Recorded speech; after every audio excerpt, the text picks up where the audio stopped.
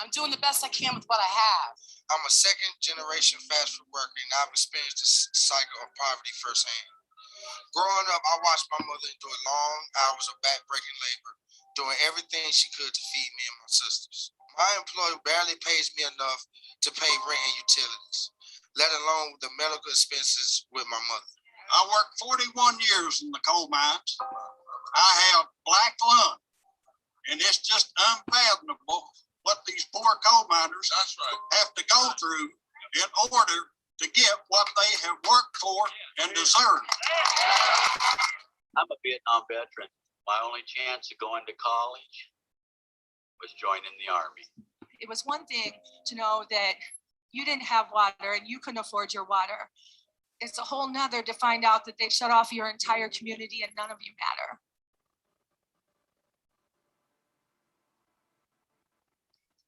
But when I lost my housing, healthcare, and income all at the same time, I was terrified, panicked. Hi, my name is Pamela Virge. I'm from Lowndes County, Alabama. And I live in a mobile home with my 2 kids.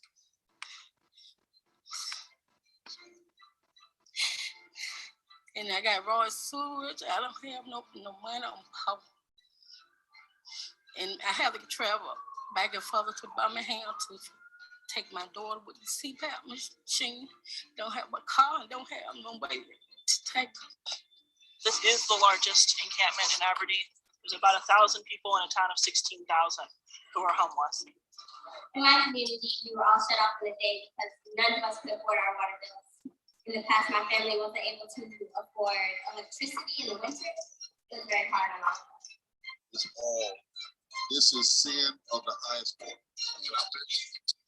When there are 38 million poor children, when 60% of African Americans are poor, when 65% of Latinx are poor, when 40% of Asians are poor, when there are 67 million poor white people, we must say, this is not right.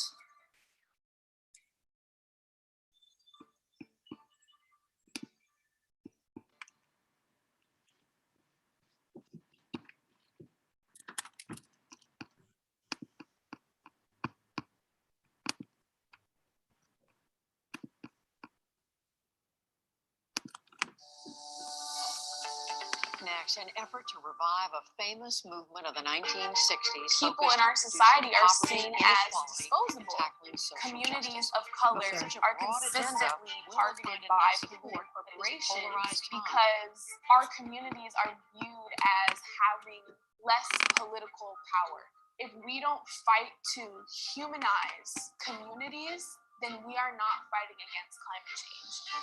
This is about our lives. We're fighting to imagine a full and beautiful future. You've come today to use your voice. It is time for the people most impacted to be the loudest.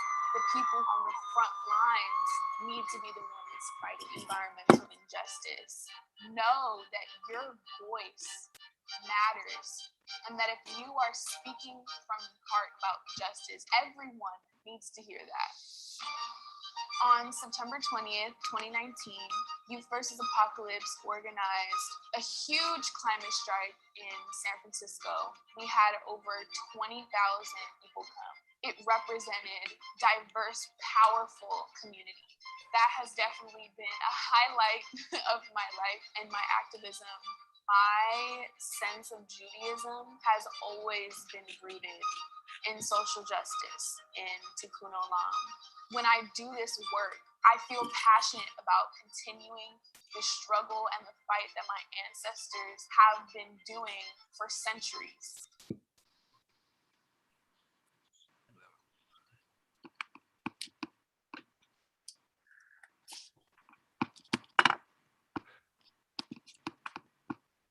Okay, thank you, Lisa.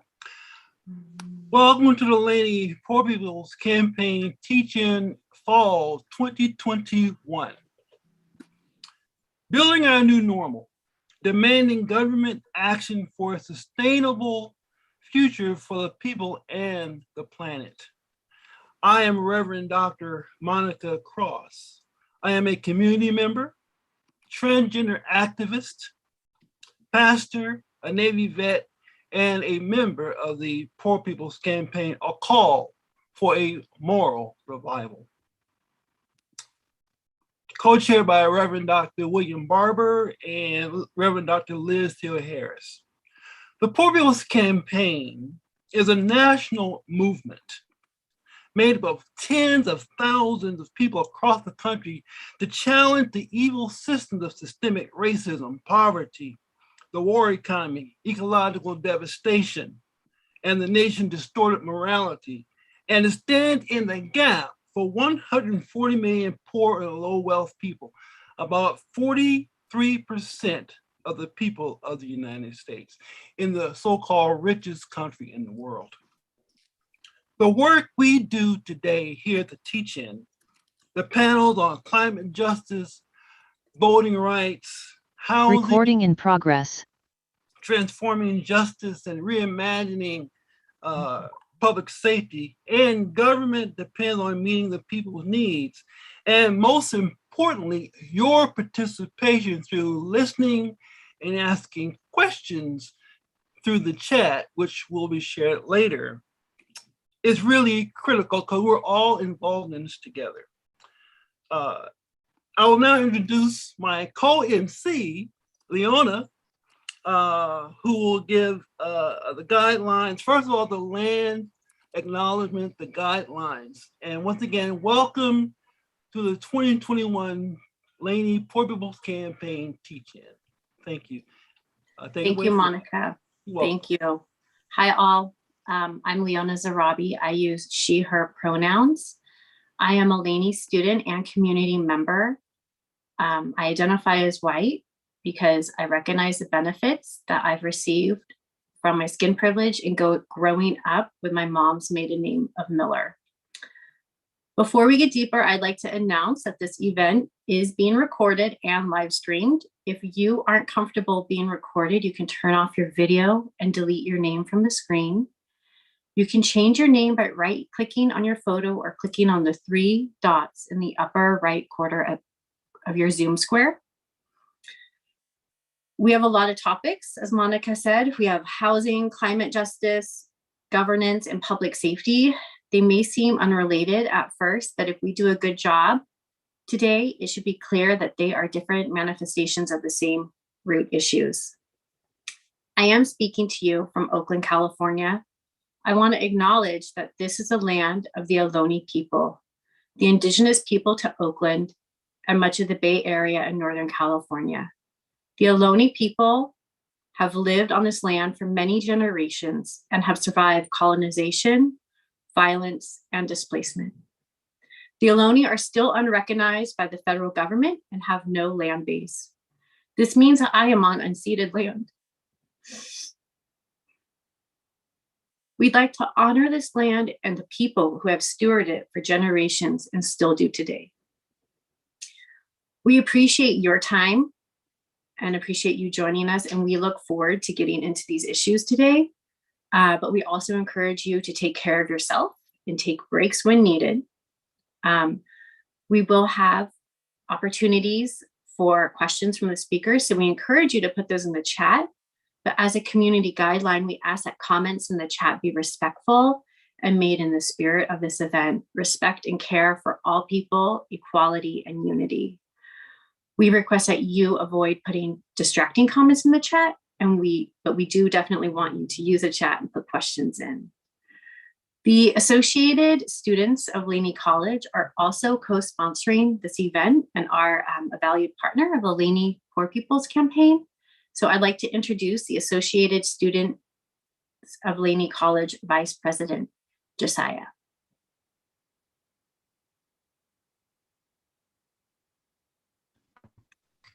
Hi everyone, my name is Josiah and I'm the Vice President of the Associate Students at Laney College. Throughout the existence of this great nation, we've been plagued by the ethos of segregation, racism, political affiliation, and economic identity. These current national ethos have controlled our lives in the way we look and feel around others. Today's Poor People's Campaign teach-in will cover great aspect of needed understanding in hopes of inspiring a call for our leaders to make the changes to the wrongful economic, environmental, and systematic realities of our lives.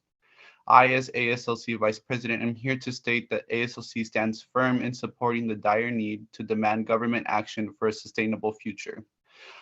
For the people of our country and our planet. It's in the interest of planting the foundation where we all can live a dignified life consumed with economic, social, and environmental progress. Thank you all for coming today. And yeah. Thank you. Thank you, Josiah. So now we'll have Victoria King, Professor Kimberly's sister. She will bring us the framing of our teaching today, Building the Normal. Why are we here? Anyway, take it away, Vicki. Good morning, everybody. My name is Victoria King, and I want to welcome you to the Laney Poor People's Campaign Fall Teach-In. We're excited to be here and excited to have you here today to discuss the most important issues facing our communities. We say poor people because we mean to include everyone who cares about our collective humanity. I know people associate the word poor with being less than or in some negative way, but we do not. We use it as a word that empowers us. The dictionary defines poor as lacking sufficient money to live at a standard considered comfortable or normal in society. The Poor People's Campaign chooses to take that word and give it strength. One way to achieve that is by demanding government action for a sustainable future for the people and the planet, which is the theme of this teaching. The wealthiest 1% have far too much power over the rest of us. And this hurts our democracy. Our government cuts the taxes of the wealthiest 1%, bails out their corporations, while leaving many of us in the gutter. If nothing else, COVID has shown us that there is plenty of money to address the crisis before us, but our politicians are not doing it. Low wealth communities, the 99% of us who make up our democracy but have much less of a voice in it, are speaking up. We're here participating in the Poor People's Campaign because this movement is at the heart of everything that needs to change in the US to create just, fair, and sustainable society. At the Poor People's Campaign, we know that poverty, unemployment, skin color, immigration status, or gender should not dictate how we are treated. There should be distribution based on need, but there's a ruling class who have no problem using fascist tactics to maintain power.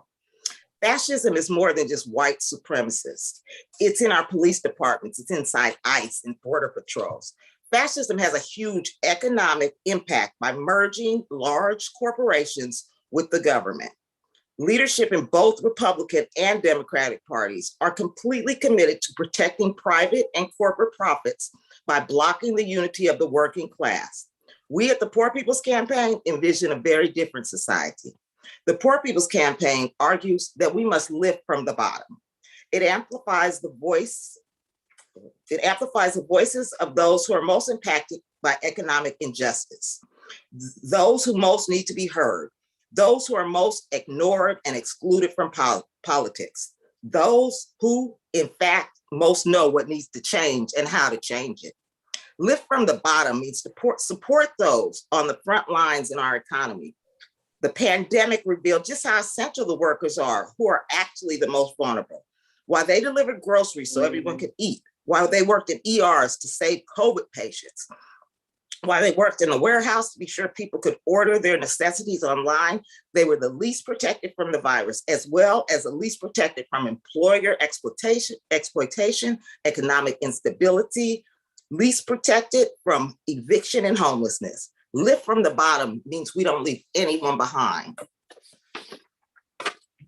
From the wisdom of those most impacted by injustice and artificial scarcity in this country, we move forward, pressuring those holding political power to use it to benefit the people, not their rich donors.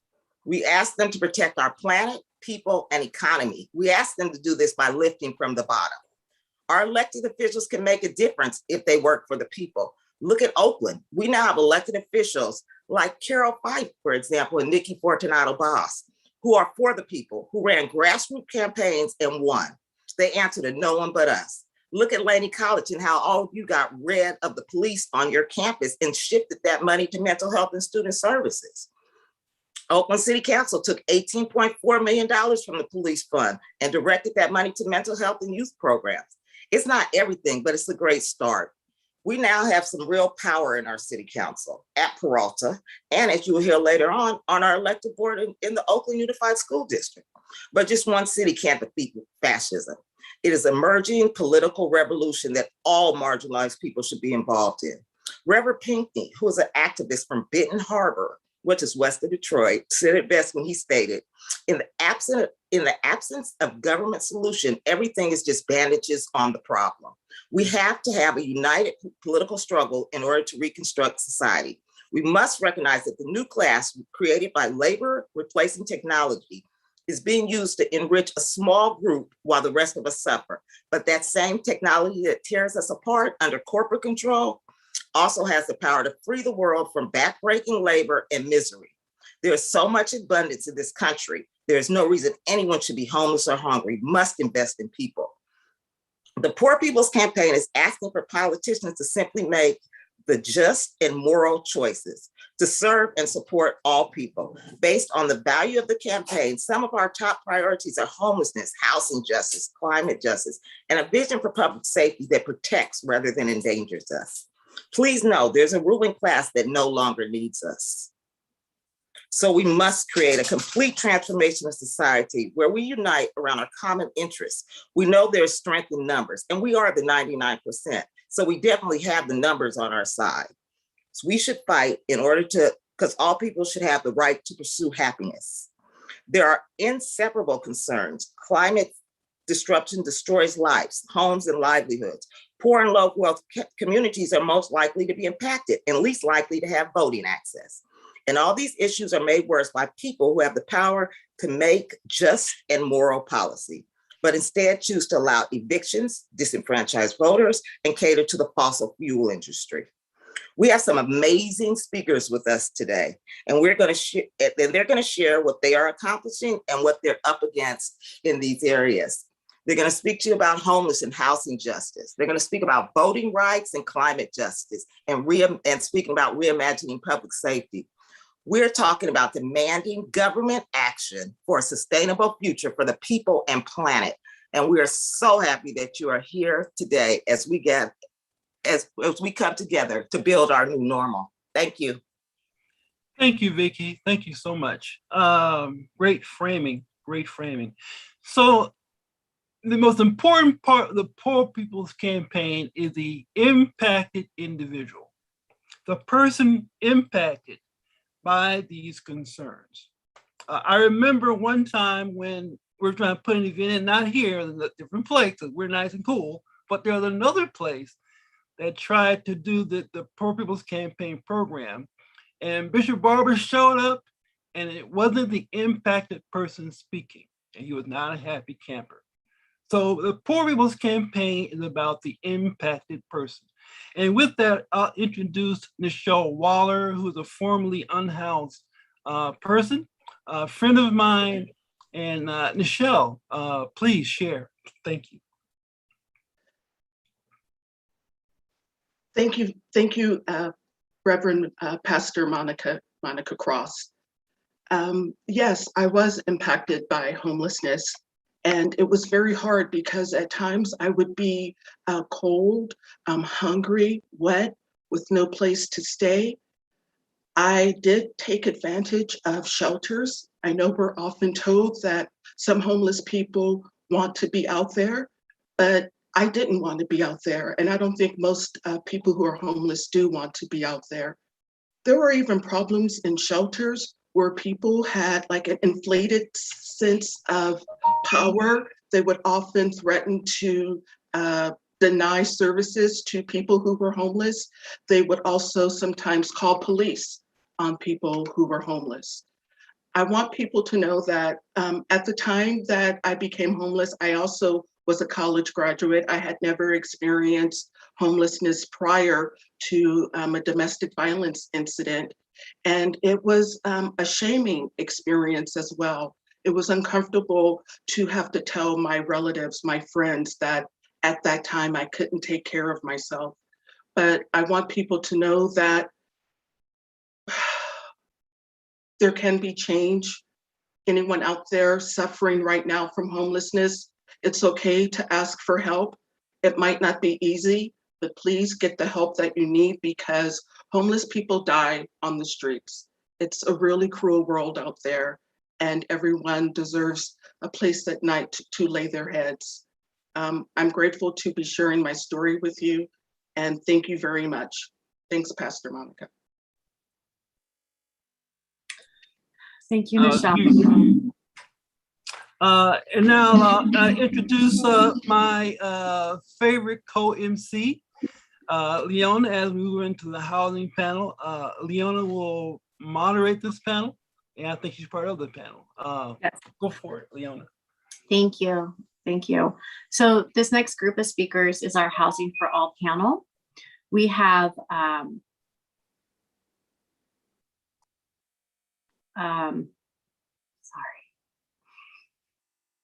we have Mark and Eddie from the Oakland Tenants Union joining us. The Oakland Tenants Union is an organization of housing activists. OTU's core values are to protect and expand tenant rights and interests. OTU works directly with tenants in their struggle with landlords, impacts legislation and public policy about housing, community education, and works with other organizations committed to furthering renters' rights. We also have Patricia and Glenn from Families Advocating for Those with Serious Mental Illnesses. All too often, those with serious mental illnesses have additional challenges in remaining housed and getting out of homelessness if they are homeless. FASME advocates for the mental health reform at the state and county level. Thank you guys for joining us. I'm also a member of FASME, as my mom had a psychiatric disability and experienced homelessness. So these issues are close to my heart. But first, I am going to be speaking on behalf of the Laney's Poor People's Campaign about social housing. Can I get my slides up, please?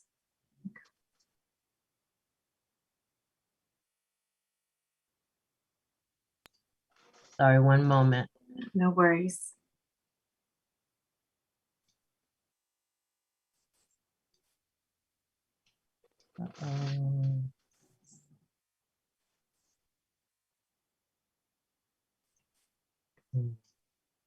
Having trouble sharing it. Okay, well, I'll start while we get them up. So we're in a housing crisis, and I'm wondering, you all don't need to put this in the chat or anything, but I'm just wondering about how many people pay more than 30% of their income to housing costs. That includes your rent or mortgage if you are fortunate to have a mortgage, but your rent, your utilities, so your phone, your internet access. I'm just curious, how many of us pay more than 30%? So per the federal government HUD standards, only 30% of a person's pre-tax income should go to your housing expenses. But yet, as you see, the slides are coming, we have a lot of expenses. Our society is very expensive to live in. Food is expensive. Good quality food is expensive, right? I didn't even put on here your car payment, money for leisure, emergency savings, retirement, healthcare. That's a lot. So if you pay more than 30% of your income on housing, you are what is called housing burdened.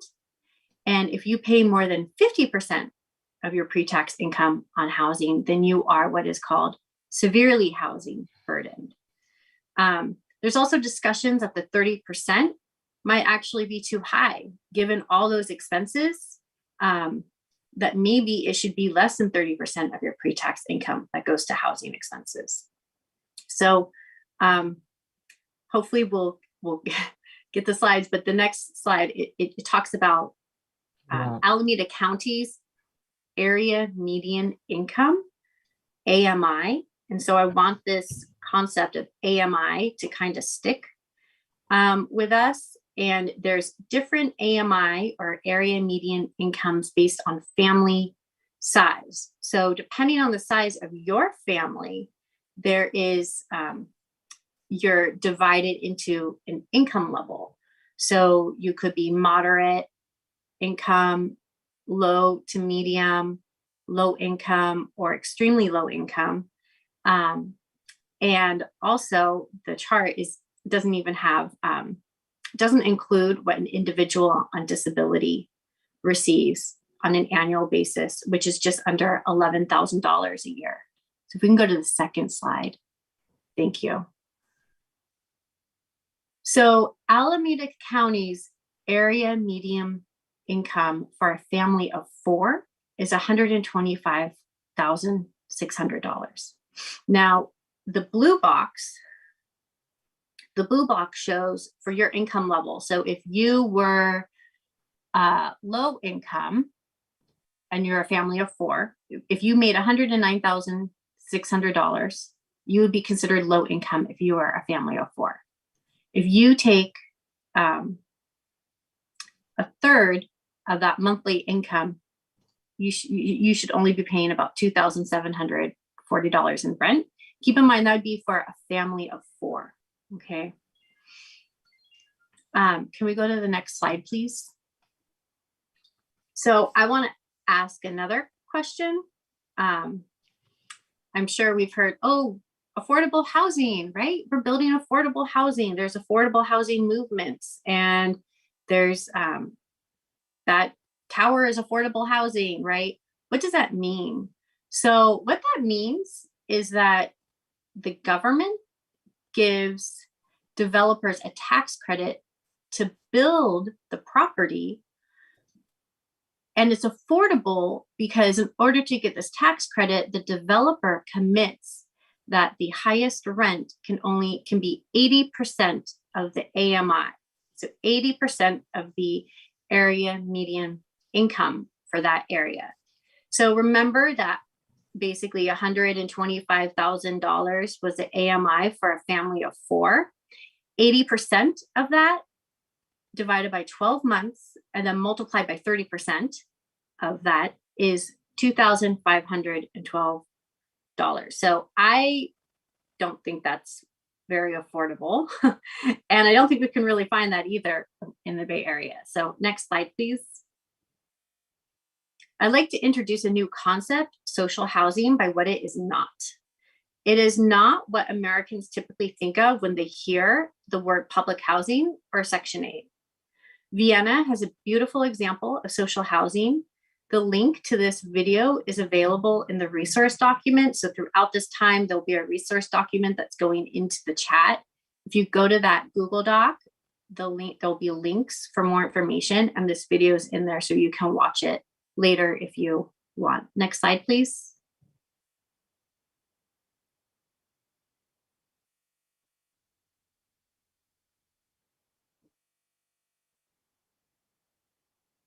Oh, I didn't actually want to play the video. If we could just go to the next slide. Thank you. So this is Vienna. This is a picture of a modern social housing in Vienna, and I think it looks pretty cool. I think it looks pretty nice. If we can go to the next slide. So what is social housing? Social housing is decommodified housing, meaning it is either publicly or cooperatively owned or owned by a qualified community-based nonprofit with a mission to provide social housing. This is key. It cannot be transferred to private for-profit ownership. It is available at affordable cost to residents of all income levels, from the very lowest to those of moderate incomes. It is permanently affordable, not time limited. So the other thing about that so-called affordable housing where the developers just get a tax credit, that they're only required to cap the rent at 80% of the AMI for a number of years. It might be 15 years, it might be 30 years, but it's not permanently affordable. After a certain period of time, they can start charging more. Social housing also provides its residents with the right to participate democratically in its operation and management and protects from arbitrary eviction. Next slide, please.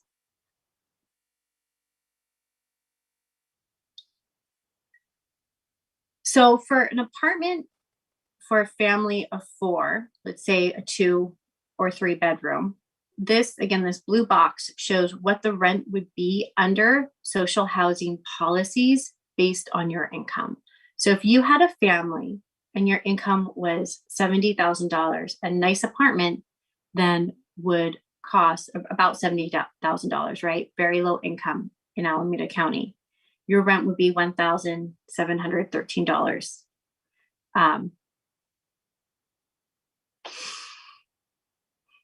Next slide, please. So how could this ever happen here, right? How could this happen here? First, the federal government could put up more money to fully pay for housing versus this tax credit that goes to developers. Community land trusts are another way that we could get there. These are organizations that hold land and then lease it out for 99 years at truly affordable rates. We can also give tenants more rights. And something else not on here is we could do land reparations. We can give back land to people who it has been taken from. So that's the last slide about social housing. Thank you. And if you guys have any questions about that, we can put it in, please put them in the chat. And next, we are going to have Glenn and Patricia from FASME speak. So Glenn, I will introduce you first, and you can go first. Glenn Turner is recently retired from 2 businesses and works with FASME, Families Advocating for Those with Serious Mental Illness. She also gives her time to the Berkeley Cop Watch campaign, Care Not Cops. She raised 2 daughters in Berkeley, one of whom developed schizophrenia. Her disabled daughter cycled in and out of drug rehab, psych hospitals, jails, and homelessness. She died at 48 2 years ago due to her fear of doctors and lack of self-care. Glenn? Hi. It's kind of hard to talk about my daughter who first exhibited drug problems, and she never really got a diagnosis of schizophrenia until she was in her 30s because her drug use and her mental illness was basically called dual diagnosis. She spent lots of time going in and out of Kaiser, in and out of hospitals, long stays, short stays. They finally kind of decided that she did have schizophrenia. She was living at my home, and it became very difficult because she would get violent, threaten me with a knife was kind of the big turning point one. But she had a dozen 5150s. That's when the police come, or you dial 911 because a person is in danger to themselves, and she tried suicide. But she was also very threatening. The police would come, and if she was in danger to herself, to someone else, or unable to take care of herself, which later she became more that category. So finally, I was recommended that I should not have her in my house, and it became impossible. At that point, though, she stayed with friends, and I helped her with apartments, tried to get her out of endangering me. But she would become unable to handle money. And so at one point she got very angry and set fire to the basement of my house. And that meant that I was out of my house. I got an apartment for a year, eventually moved back in. And during that time, I was recommended that I have a restraining order. Eventually, she got out of Santa Rita for the arson. They found her housing. She was in the housing for a while, was medicated, apparently was fairly normal. But then she quit her medication, her housing situation degenerated. She lost that group house. She started staying with a friend. Apparently, she was not taking her medication. She got decompensated, they call it, and basically threw a television out the window. Naturally, the landlord threatened to evict her friend, and so she ended up in a park bench at 13th and Mandala for about 3 years. And her friend kind of took care of her because he lived near there, but eventually, when it got rainy, we started housing her, finding her apartments or places that she could go to. But over the years, she kept getting kicked out of every single one of them. So basically in Oakland, we had tried every single place. And there was a few motels on MacArthur that took her for a while, but then she'd break things and get out of control. And she'd be not able to stay there. So we had a heck of a time getting her into any kind of housing at all. The motel, she'd have to move out after 1 month or she'd establish residency. And so I'd have to move her lock, stock, and barrel out once a month, find her a different place to live for a couple of days. She became more and more physically disabled, used a walker, wheelchair, grew very obese. It was difficult. So eventually she just died. And I thought at first it might have been a drug overdose, but apparently she had a stroke and just died. And it was a blessed easy going for her. This is, but if she'd had a stable place to live, if she'd even been able to be in a hospital, John George would just throw her out after 24 hours, or she might stay there for a little while, but they gave up on her. She'd just get a bus ticket out back to the park bench. And, the toll it took was immense. And so what she really needed was a place like John George for crisis, a second hospital, because John George is totally inundated. They have people waiting in hallways. Then after that, there should be some kind of second step where, more people could stay in a hospital and get medicated and stabilized. So they never stabilize anybody. And then, maybe residence hotels. There's one in Oakland. It doesn't have enough social services, but something like that could be available if they knew that these were people who were basically have a neurological disability. And if they could just call it that, then she would have gotten Medicaid or Medicare or all the social services that open up when somebody's medically disabled. Her SSI just barely covered food for her, and she would just spend it in a week. So it was just very difficult.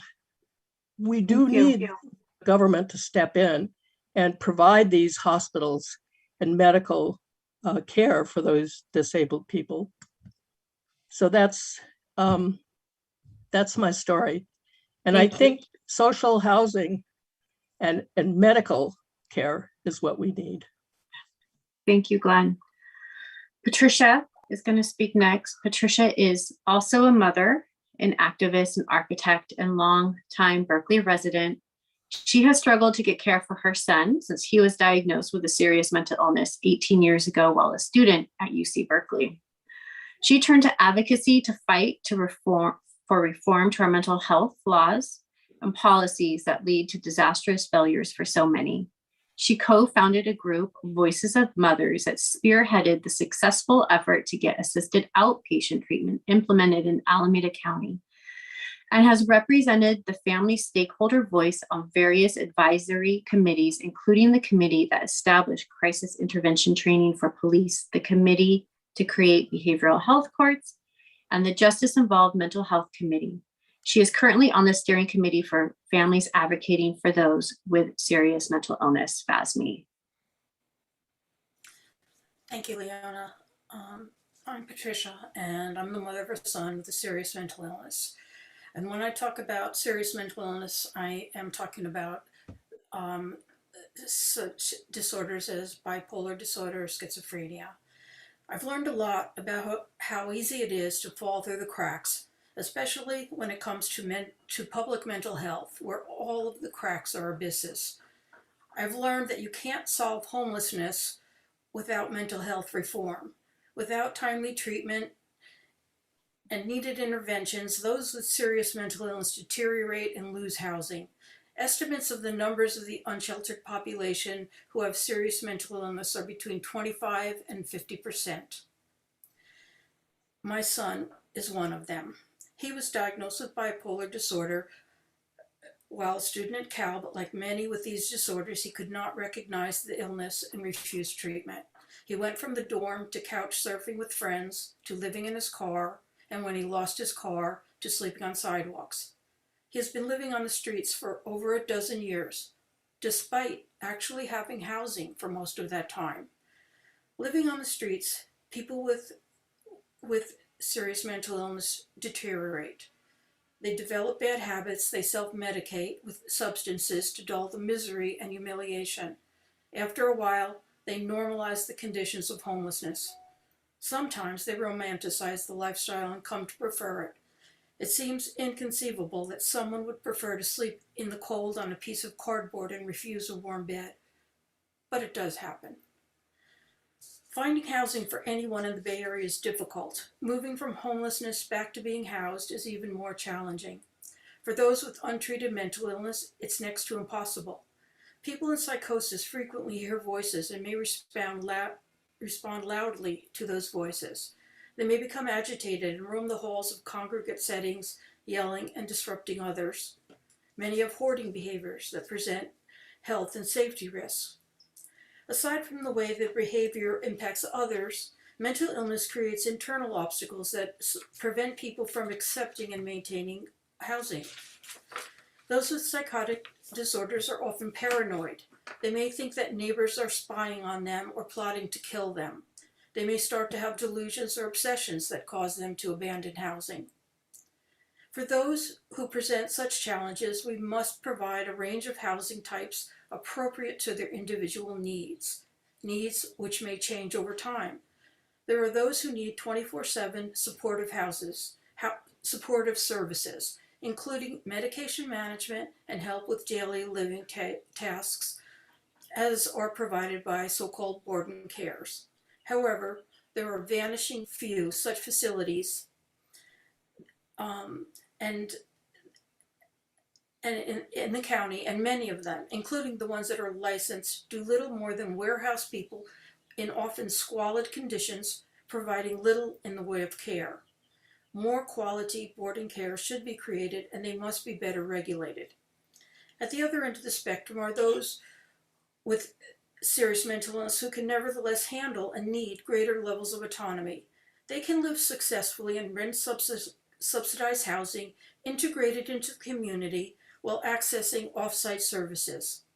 Because of the severity of these illnesses, people often are not able to work and rely on Social Security disability payments to subsist. That payment is approximately $900 a month, so without subsidies, they can't come close to surviving in the Bay Area. Between those two poles, we need a range of housing options, both temporary and permanent, that provide varying levels of structure, support, privacy, and autonomy. These include short-stay respite centers for stabilization when people are transitioning from higher levels of care, such as hospitalization, and longer-term settings that provide a sense of community with on-site supportive services. Critically, it's important not to ostracize and isolate the mentally ill. We must find ways to integrate them into the community.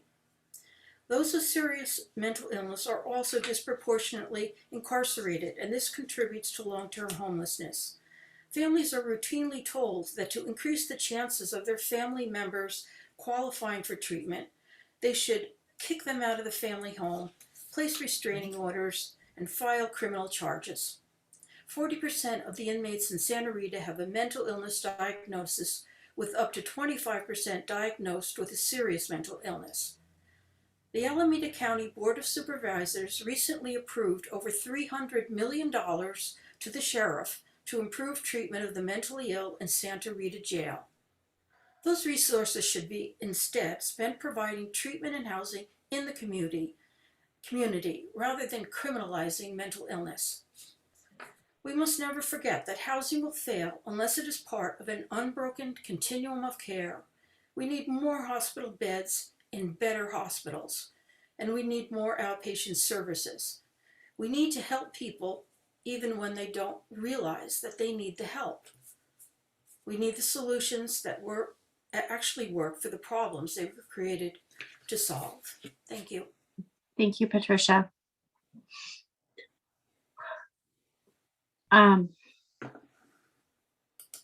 We're going to now have the Oakland Tenants Union speak.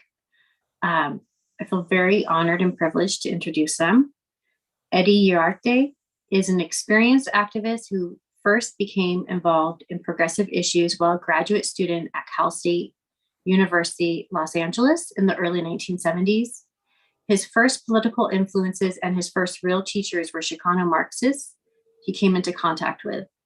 Since then, he has been involved with the United Farm Workers, alternative news media, bilingual healthcare, infant mortality, cultural work, and is now involved in housing and disability rights. Eddie is also co-producer for the radio program Pushing Limits on KPFA. He is joined by Mark.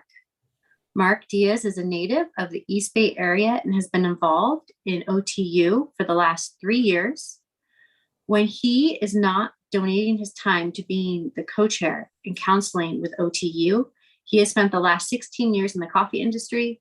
Currently, he is a coffee technician for a service company in Oakland. He is also enrolled at Laney College and is seeking an associate's degree in communications. So welcome, Mark and Eddie. Thank you very much, Leona. Thank you for the introductions. We are the Oakland Tenants Union, and we are a community organization. We are not a nonprofit. We are all unpaid. We do get some, occasionally we get some grants that cover our overhead, which is quite small. We could do quite a bit with the small grants that we get occasionally. But what we do, we're a policy group, I would characterize as, meaning that a lot of our work has been done around developing, formulating, and assisting in different laws that affect Oakland tenants. This includes rent control or rent regulation. We call it rent regulation. I call it definitely evictions and other things like Ellis Act conversions, protections against abuse by Ellis Act, and condominium conversions. We've done a lot of policy work, putting in a lot of time into developing changes in the ordinances. So I think that's one of our main things. Another thing we're starting to do pretty well is we're educating the public. We're educating tenants about the basic different laws. We do these through workshops. And we also do it through email, and people call us up at a help number at the Oakland Tenants Union. So I think we're giving really good information to tenants. And the end result is that we feel that we are part of working with other groups. What our accomplishments, I think, is that the rent regulation law, rent control law is actually pretty good compared to other communities. It's because of the efforts of communities activists to change it gradually to make it better. We're very influential in developing a just cause eviction law that protects many tenants against unfair evictions. And remember, evictions, when people get unfairly evicted, it could often lead to homelessness. Another thing that we do is so we do the education. And the other thing I wanted to mention before Mark is that it's very important for us to work with coalitions, to work with other housing related organizations, law groups, but unions in the past. We were the housing active efforts have been also involved unions, SEIU. So it's the successes we've encountered in the past 20 years since I've been with the organizations I think are largely due to coalitions and getting other individuals and city council members to agree with the things we're doing. And thanks very much to Poor People's Campaign for having us here today. Thank you, Eddie. Just food for thought for everybody before we get into the Q&A section. Eddie pretty much summed up what we do spectacularly. But just for everybody that is in the audience, food for thought. Like if you are a renter in Alameda County or in Oakland, you would kind of fall under our privy, being the Oakland Tenants Union. Do you know what rights you have as a tenant?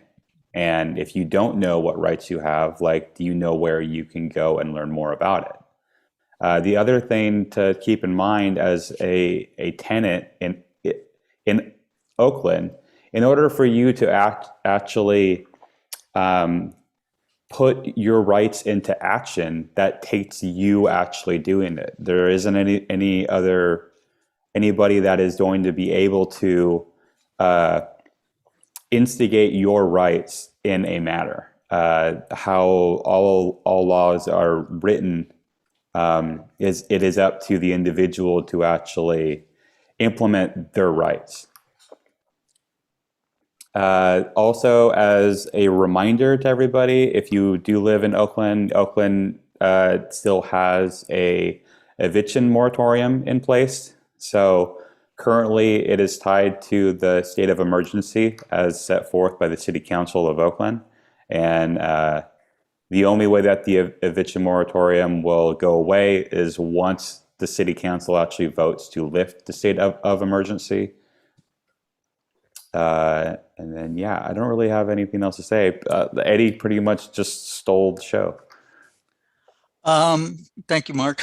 I'm sure in Laney College, there's a lot of tenants that go to college that are tenants, a lot of students that are tenants. I was one, about 30 years ago, my goodness. But I was a tenant there. And what I would like to invite Laney tenants, Laney students, that if you are a tenant and you know of issues that need correcting, you might want to come to us at the Oakland Tenants Union and either work with us or definitely get information from us about the different laws that affect you.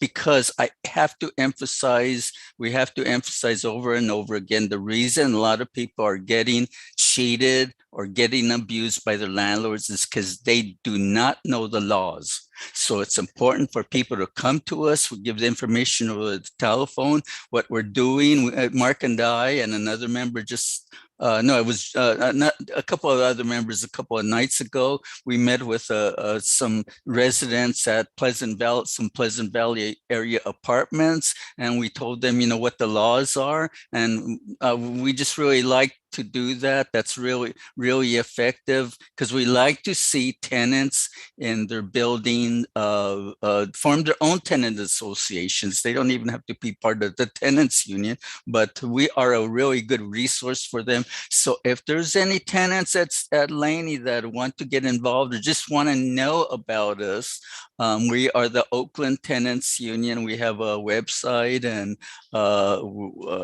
so it's pretty easy to find us. And we will respond quite quickly. So we're here, the Oakland Tenants Union. So there's one question in the chat, but everyone else, please feel free to ask questions about anything in the last several speakers. So social housing or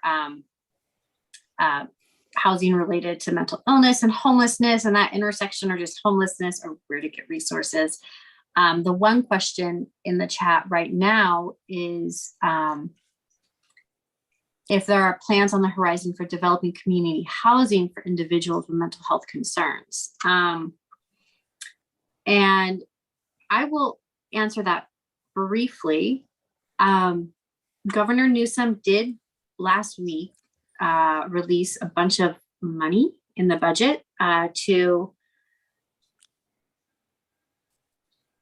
build up the infrastructure for mental health housing. So it's under two different like committees / organizations for subacute care, but also for these boarding cares or peer respite centers. So there's a lot of money from the state coming in right now, but it's going to be a matter of the right cities and counties and nonprofit organizations going to the state with projects. So I feel like it's getting discussed.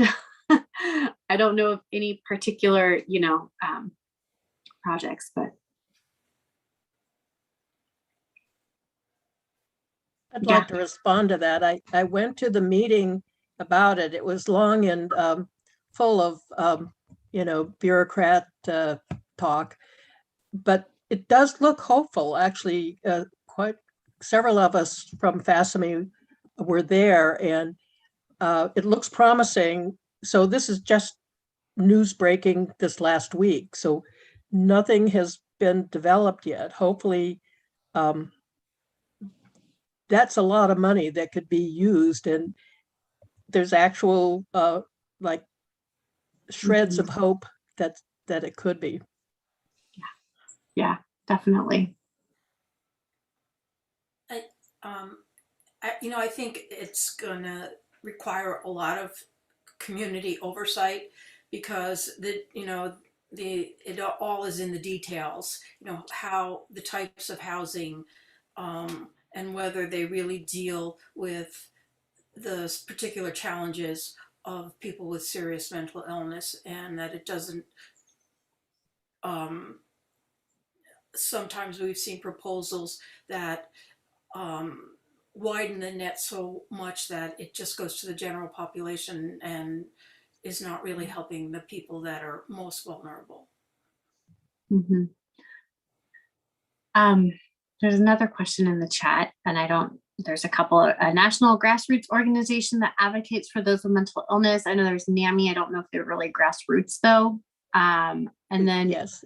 Okay. And then considering our exploding homeless encampments all around Oakland and the Bay Area, do we know of any local efforts to develop a social housing model? What should we be doing to teach ourselves and about what we want our government to do? Maybe Mark, do you want to answer this?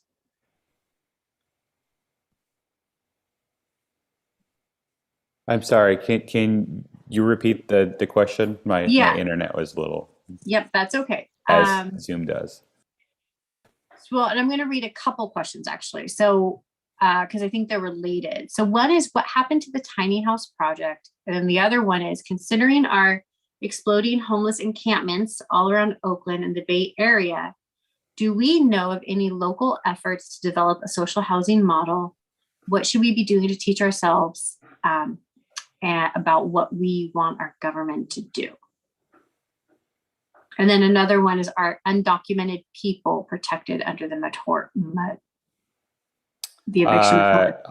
I will actually pass the undocumented people protected under the moratorium to Eddie. I think Eddie would probably know that one, because that's a very specific question on the moratorium that I think I know, but I don't want to give out the wrong information. For the first question, and there was also another one that I guess it was like the tiny house project, I guess was another one.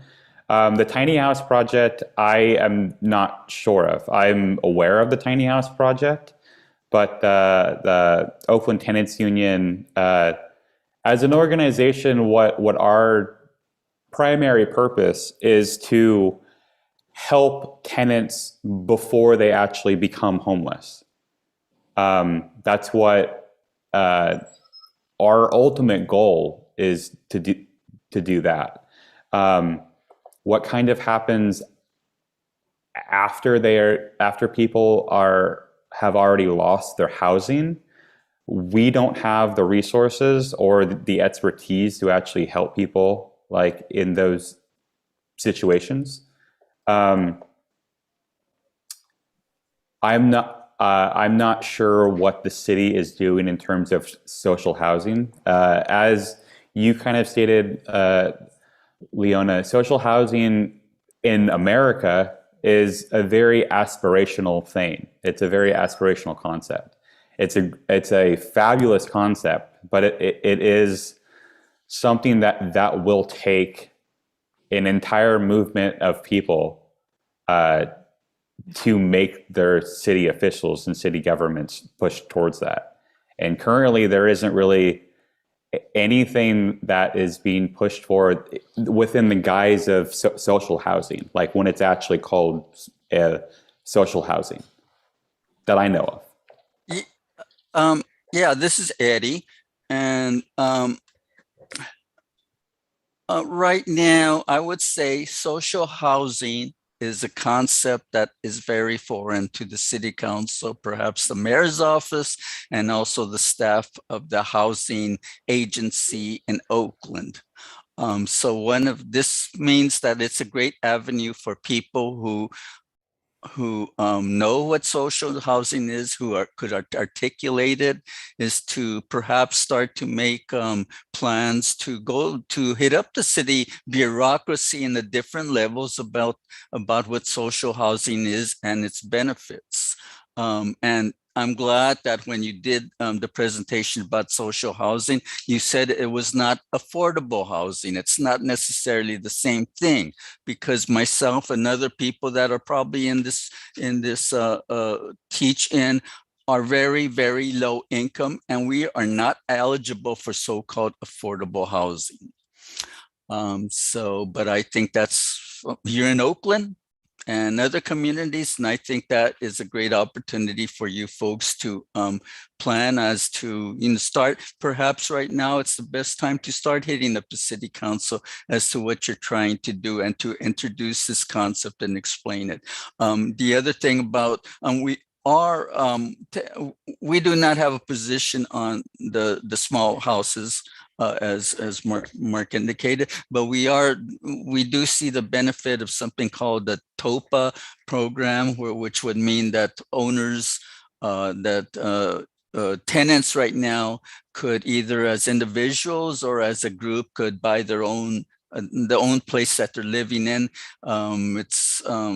Others could, of course, give the mechanics, but how it works. But Oakland Tenants Union is supporting that concept. It is a newer concept, and we hope that it's going to be an idea that's going to take on a lot of momentum as we go on. Thank you. Also, to answer Leda's question, yes, undocumented persons are protected under the moratorium. I'd like to speak about the homeless camps in Berkeley. I'm part of Berkeley Cop Watch, and regular groups of members have been going out monitoring the RVs that are being evicted, and also the homeless camps that were under the freeway at University, Sea Breeze, and then the under freeway one. Those 2 camps were basically dispersed, and they only had space for, they just opened a homeless shelter that had room for 40 people. Those camps had 100 people in them. They didn't even offer the option of a shelter, which was a local community group is contracted to run. It's not fully staffed. By the time they were emptying the last of the homeless camps, there was like really only 2 beds left. So there was like dozens of people, even if they'd wanted to go there. And a lot of them didn't want to go there because it has barbed wire around the outside of it, looking kind of like a concentration camp or something.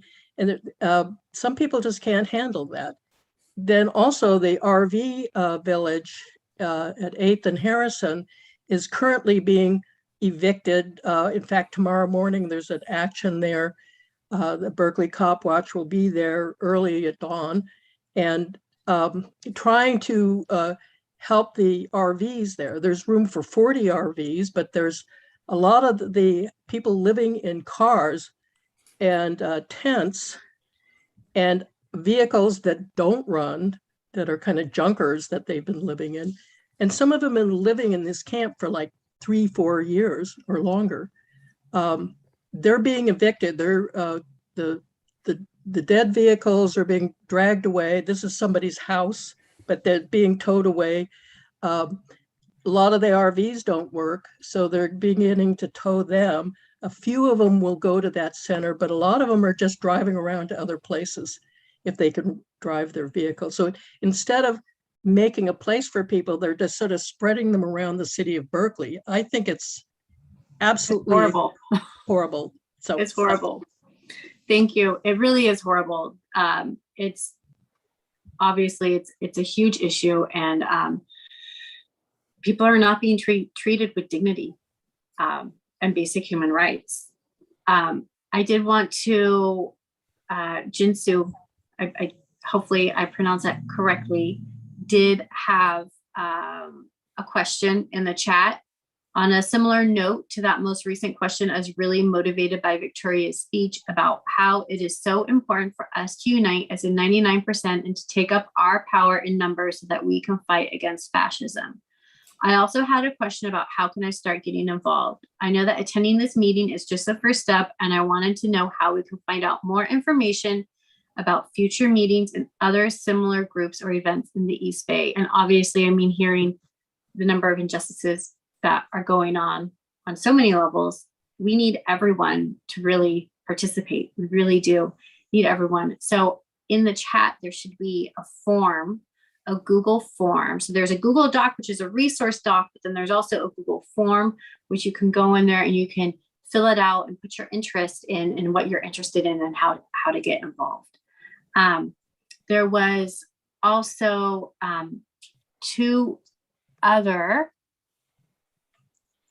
questions. One, sorry, y'all, looks like, well, there is one about what level of government we need to go after, if that was city, state, county. I don't know if maybe someone from OTU has thoughts about that.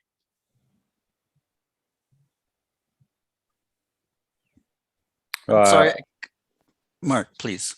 I mean, Oakland Tenants Union, like we operate in Oakland, obviously. We are concerned with, we do concern ourselves with county and state measures that are happening, but our main focus in terms of policy is trying to strengthen the protections that we have here in Oakland. Now, in terms of other individuals, I think what you said, Leona, is very important. I think like this is also kind of answering the previous question that was as well, like how to get involved and stuff. And I think it's really important for people to get involved with the things that you are passionate about and get involved with organizations that you want to put the time and effort into those. And a lot of those organizations do play in different areas. So there's certain organizations like Tenants Together, which is a statewide thing. So the playing field that they would operate on would be at the state level.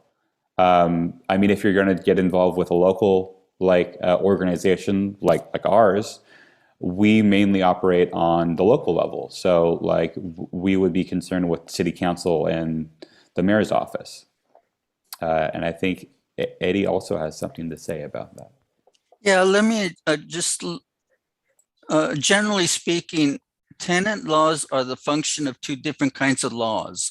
The ones we're most involved in would be the local laws, which we've talked about, but there's also state laws that we do know about and give information about. For instance, often we get questions about leases and security deposits, because landlords cheat on the security deposits when people leave. So we will field questions about that in addition to but we know our expertise is probably best in the local laws. Now, if you're in Berkeley, there is the Berkeley Tenants Union. If you're in Alameda, there's something, there's an Alameda Rent Coalition, ARC Alameda Rent Coalition. There are those two organizations working with those two communities. Thank you. So there's a couple other questions, and you'll have to forgive me if maybe these have already been answered in some capacity. But how would you describe the attitudes of city and county officials of counties and cities that have substantial homeless population and or high poverty rate when considering the new residential developments in these counties and cities that have no requirements to set aside residential units for low income and displaced homeless? And we have students, and then that's one question. And then the other one is that we have students attending various schools, colleges, and universities that are houseless, which does interrupt the learning process. What plans are being considered for real low-income student housing? Man, so for the first one, I mean, uneducated, how would I describe the attitudes of the city and county officials who are in places that have high homeless populations and then, have these residential developments that have no requirements to set aside units for low income and displaced homelessness? That's horrible. I would like to say though that Oakland does have, I don't know if everyone is familiar, Oakland does have, and I don't know the details, but Oakland does have some, if a developer does not include low income housing in their development, they have to pay money to the city for a fund of truly, I believe it's truly affordable housing. It's not just like this low income tax credit. It's a separate city fund for projects. So Oakland, at least Oakland City Council the city has done that, right? So, they're not, I think there's people in the city of Oakland who are advocating for those, but we need more, right? It's not enough. Yeah,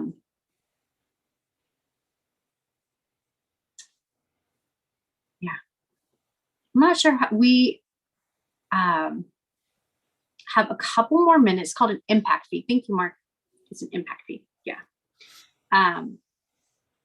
I know that there's been some questions going back and forth in the chat, and I think some of them are answered. I don't know if any other ones have come up about getting involved.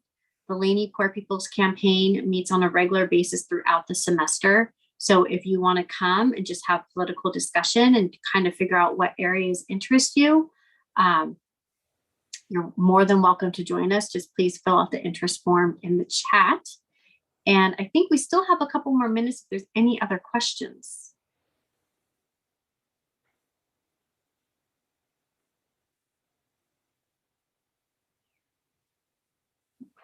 If not, that's okay. We're just a little ahead of schedule.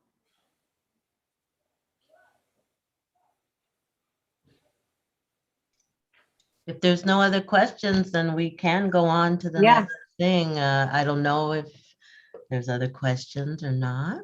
Oh, Jiwoo just has a question. I also have a friend who became homeless during COVID-19 and was evicted from his home. OTU can confirm, I think it's illegal.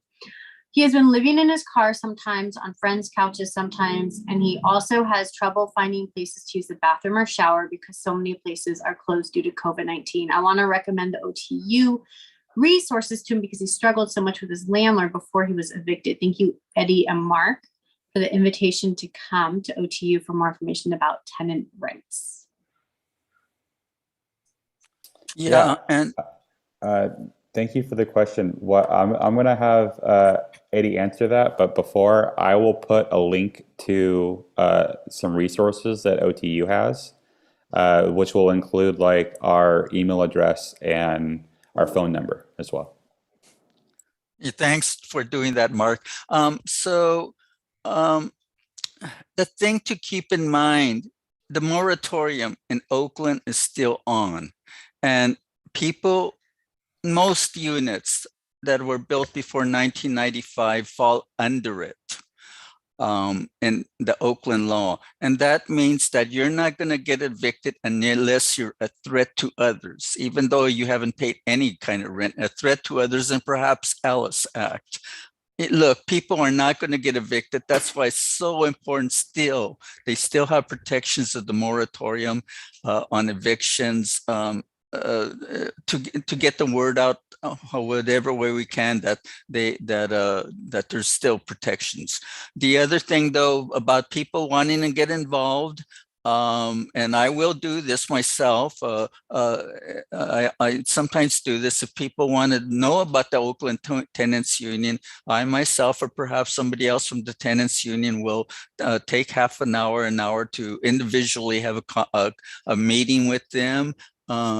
So they will, if people really want to know about the Tenants Union, I'll sit down one-on-one and tell them what we do and answer any questions they have. And they're free to come to our monthly meetings, which are still on Zoom as guests. And that's one of the main reasons we're here, is to support the effort with the Poor People's Coalition, and also to offer to people that we're here and you could come to us, and we'd love to have you work with us. Yeah. Thank you. One other thing, can we just super basic define an eviction moratorium? What exactly does that mean? What is a moratorium? The eviction moratorium means that if you in Oakland, if most of the time it's aimed at preventing evictions for people who lost income because of COVID. That's the impetus for that. And it means that you don't get evicted if basically not only if you can't pay your rent, but for other things like owner moving. So it's right now it's still very difficult. That we expect the eviction moratorium to run through the end of the year, perhaps beyond. We don't know. It's already been extended, but basically it began. It's an emergency moratorium, began as a response to the COVID crisis. There's other moratoriums, the state one and Alameda County one, and sometimes they conflict. But anyway, the Oakland one is still in effect. And like I said, the Oakland one affects people that are in units built before 1995. Did that answer the question, Leona? Yeah, I think so. Yes, thank you. And then I think there's one last question, and then I think this will be the last one because of the time, is on vacancy taxes. Do landlords pay a flat rate no matter how many units are vacant? So if a landlord in the city of Oakland has a large apartment building with many vacancies, do they pay the same vacancy rate as a single family house that's vacant? I don't know the answer to that. Does anyone else? Mark, do you know? I do not know that off the top of my head. I do know that Measure W established a vacancy tax in Oakland, but I'm not exactly sure if it's per unit. But I just got a text message from my partner, who is also a member of the Oakland Tenants Union and is in the audience right now. And she does know. And she says that the vacancy is not per unit, it is per property. That is huge. Do you know how many empty luxury apartment buildings are in downtown Oakland? That's also, it's also something that Oakland doesn't have, and we've been pushing and pushing and pushing for it, is to try to get a list of rental properties, like a substantial list from the rental adjustment program of all of the rental properties that fall under their jurisdiction. It would really be only that they would be able to do it just because they, it's the only body that governs an entire group of tenants. But yeah, and Christine, yes, it is very backwards. A lot of, especially the newer buildings that are market rate, they will just pay the vacant property tax if it's not rented. There's many buildings that have just been built that have probably 30% occupancy, and they'll just sit on the building without lowering prices because it's more cost effective for them to wait until the market shifts and for them to get what they want. That's the point of them having market rate. Yeah, they want profit. Yep. They want profit. So yeah, I like that idea though. So that's something, a real practical thing that maybe we can go after as a vacancy tax. So thank you.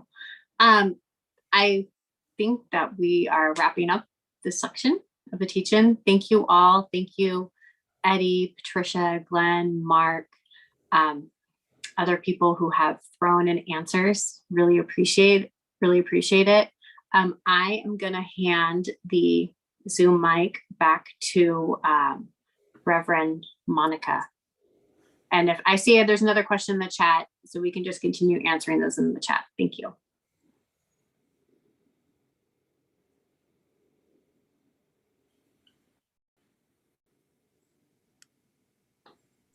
Freaking mute. Anyway, thank you to the housing panel. Thank you, Leona, for really good information. And I know there's a lot of homeless vets out there too, a lot of homeless veterans out there also. So thank you. And remember, the information is in the chat. So now we're moving on to the climate justice panel. We have 3 panelists. The first one is Mark Rosen, hoping to pronounce that name correctly. He's a tenured geography professor here at Laney College. We have Aisha Clark, who's one of the founding members of Youth versus Apocalypse. And then we have Sharif Whiteland, hope I said that correctly, also a climate activist who's comes from Louisiana and dealing with the environmental issues there. So right now we'll begin with Mark. Hi, Mark. Hey, how's it going? Great. Great. Thank you for inviting me to join this important panel today. Going to start with a video and maybe try to inject a little levity into this. So let me share my screen.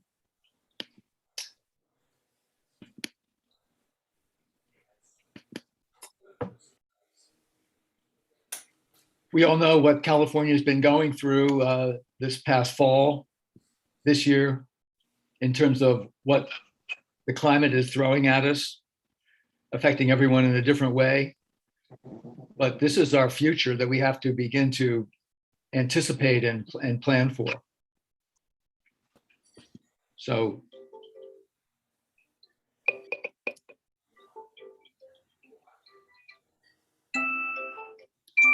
Hello, Puffins. I'm Mrs. Droughtfire, and I'll be your substitute geography teacher today. I don't have to tell you the planet's getting warmer. Why, it feels like we've moved closer to the sun. Of course we haven't moved closer to the sun. It feels like it, but really, it's not true, is it? You know the sun is 93 million miles away, but it is getting warmer outside. And wonder why. Let's look at this graph. Look, Puffins, over the last 1,000 years, it's gotten cooler. And then recently, in the last 10, shot up to gain a record amount of heat. What does that mean in California? A record drought. This year, I don't have to tell you, Puffins, we haven't had as much rain as we need, about half as much. And you know, more drought will lead to more fires, and that's what we don't want. Like last year, when we all had terrible air to... Remember last fall, we were checking out how much air pollution was in the air? Well, luckily, we have clear airs now, but we don't know how long that will last. We were already wearing our COVID masks. Now we have to wear N95 masks. Let's take precautions to make sure we have a safe fire season. Please be careful. Thank you, Mrs. Droughtfire. I'll take it from here. We know Oakland has terrible air quality issues, especially along the 880 corridor. But fire season and the heat and the winds only will make things worse. This is Highway 13 in the terrible Oakland fire. 30 years ago, on October the 19th, 1991, the Oakland firestorm struck and killed 25 people, burned 2,800 houses, almost 500 condos, apartments, and cost $1.5 billion. And it's going to happen again. How do I say that? I'm looking at a map here of the history of fires in the Oakland Berkeley Hills. It's part of our nature. And with the drought, the 10-year drought and the high number of dead trees, it's only a matter of time. It's only a matter of time because we'd see it happening all around us. 2020 was one of the worst fire years, only to be beat by 2021. And here's a little bit of the history of that. When 2,000-year-old trees that have lived through many kinds of fires are now drought-stricken, it's really threatening our national natural heritage.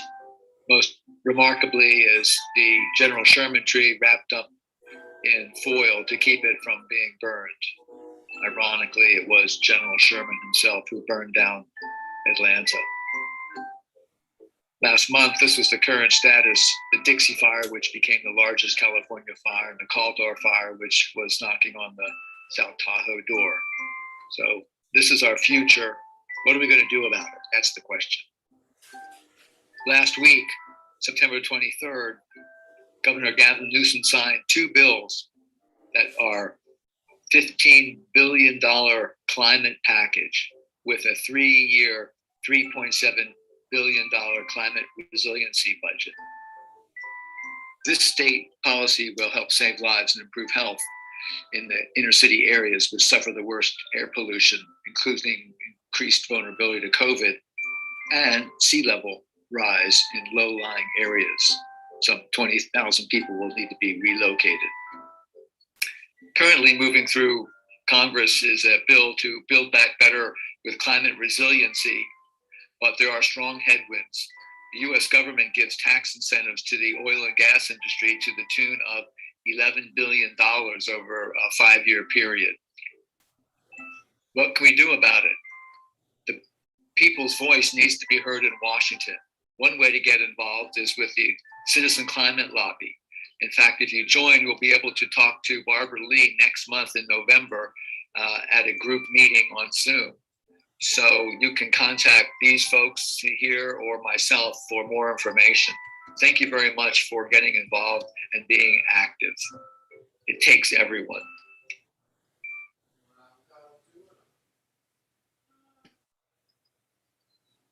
As you can see, there's a lot of daunting issues, especially with fire, air pollution. and our own transportation industry. As you may know, Oakland has one of the highest asthma rates in the nation, especially around the 880, 580, 980 corridor due to the Port of Oakland. Things are changing, but they're not fast enough. And the issue with a added 1.5, 1.8 degree centigrade heat change is going to be a catastrophic effect that we really need to get behind. But as I mentioned, our current government is still addicted to oil, and this is really our generational issue, is how do we get the political will to fight off the intense lobbies of the oil and gas industry when there's so much profit to be made.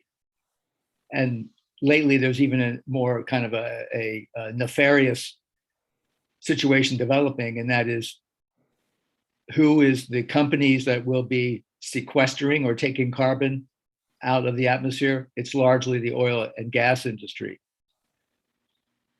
And I think regulation is going to have to really be strong, because that, in their view, allows them to keep doing business as usual.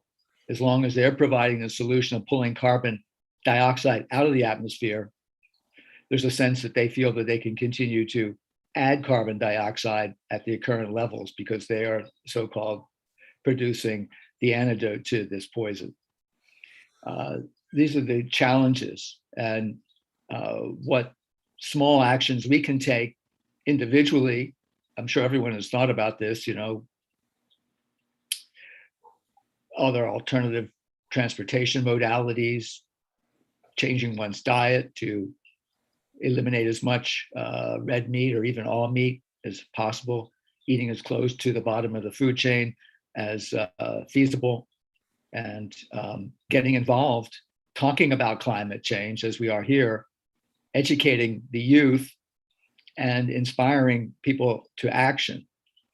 What lately has come to my attention is the Citizen Climate Lobby, a national effort, but with a Oakland strong Alameda County chapter.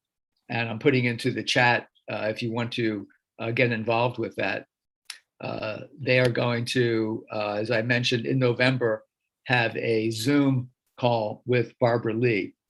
It would be wonderful if Representative Lee can see, and I'm sure she's so well aware of the Peralta community's involvement, but to see the youth from Peralta getting involved, advocating for both the Biden agenda in infrastructure and climate resilience, and also her major proposition of a carbon tax, taxing all fossil fuels, coal, natural gas, oil, and instigating a carbon tax, which would basically make it more expensive to use these items.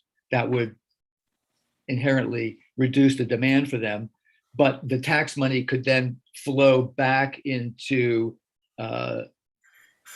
regular, everyday people.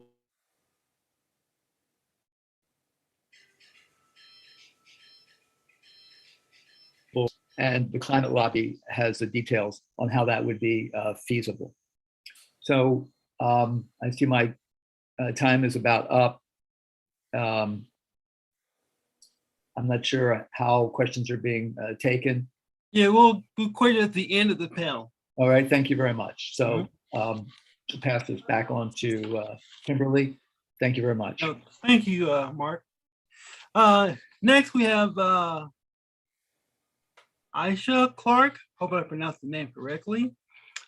She's one of the founding members of Youth versus Apocalypse, a frontline youth-led climate justice organization based in the Bay Area.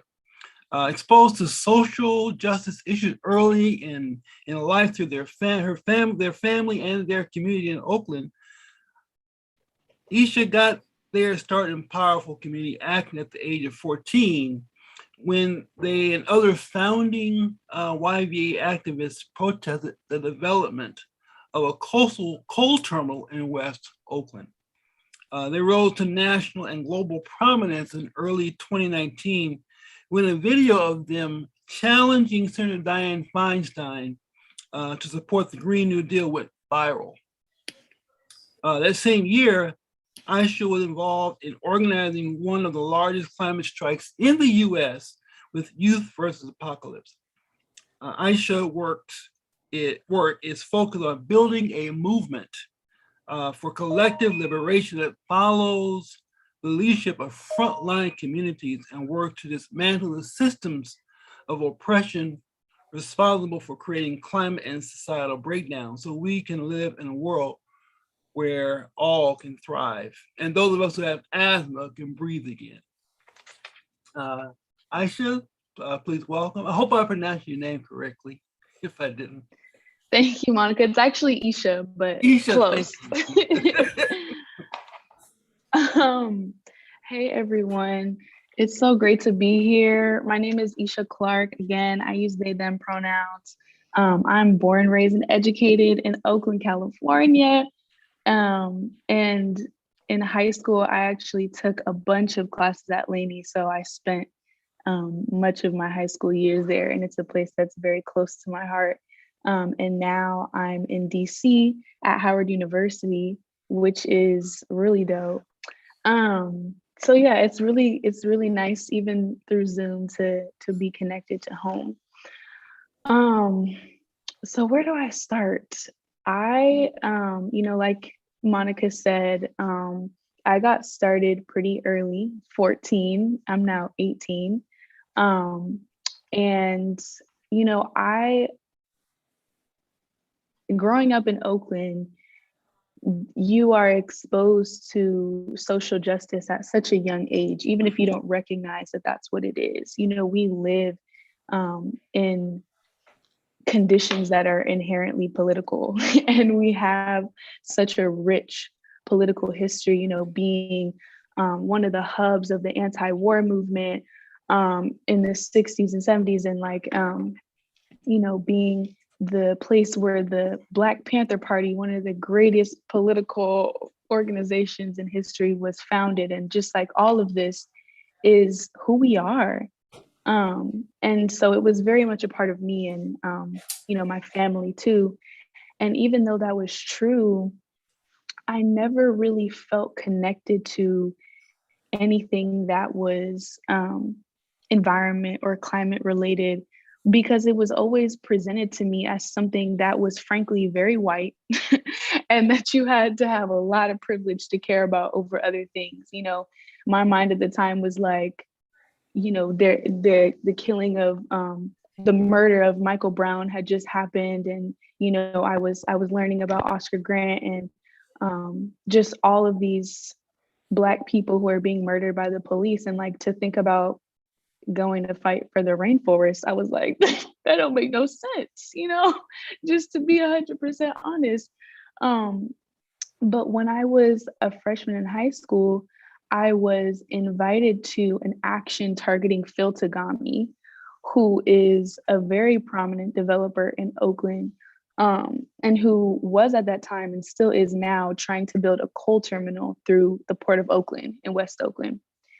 And it was at this action that was organized by these middle school students from UPA in East Oakland, that I finally had that moment where I realized the connection between environmental justice and climate justice and literally everything else. At that time, it was the connection between, systems of institutional racism and environmental terrorism. But since then, I've recognized in learning about climate change that the same thing is true, that we are in this state of climate crisis because we live in a society that has been built up by exploiting people and the planet. And that is what racism is. That is what homophobia is. That is what, misogyny is. That's what white supremacy is. That's what all of these systems of oppression that are impacting all of us are about: exploitation. And exploitation for money, for capitalism, to put it blunt. And so, yeah, that's kind of where I got my start. And that kind of like broader understanding about climate justice really being, the work of collective liberation came over time. But anywho, from that, let me go back. From that point, at that action, I collaborated with all of these beautiful, amazing young people from UPA, which again is a middle school in East Oakland, Urban Promise Academy. And from that kind of like coalition of young people, mostly of color, mostly from working class communities, came Youth versus Apocalypse. And Youth versus Apocalypse is a youth-driven climate justice organization based all over the Bay Area. And the work that we do is about drawing this connection between collective liberation and climate justice, and really making clear that the work that is needed to be done is completely dismantling the foundation of exploitation and oppression that we live on. Like, that is what the work is. It's not about recycling and going vegan, although like I have much love and respect for my vegan folks, and I think that's a whole nother conversation. But like, it is about systemic change. It is about calling out the corporations and structures of power that exist, which have fucked up the world for money. Let's be real. And so that is the work that Youth versus Apocalypse does. And so the way that we do that is kind of through these different methods. One of them is through our school-based organizing, because we really, really believe in the power of young people organizing. And, we grew out of middle school and high school students. And so that's where we stay.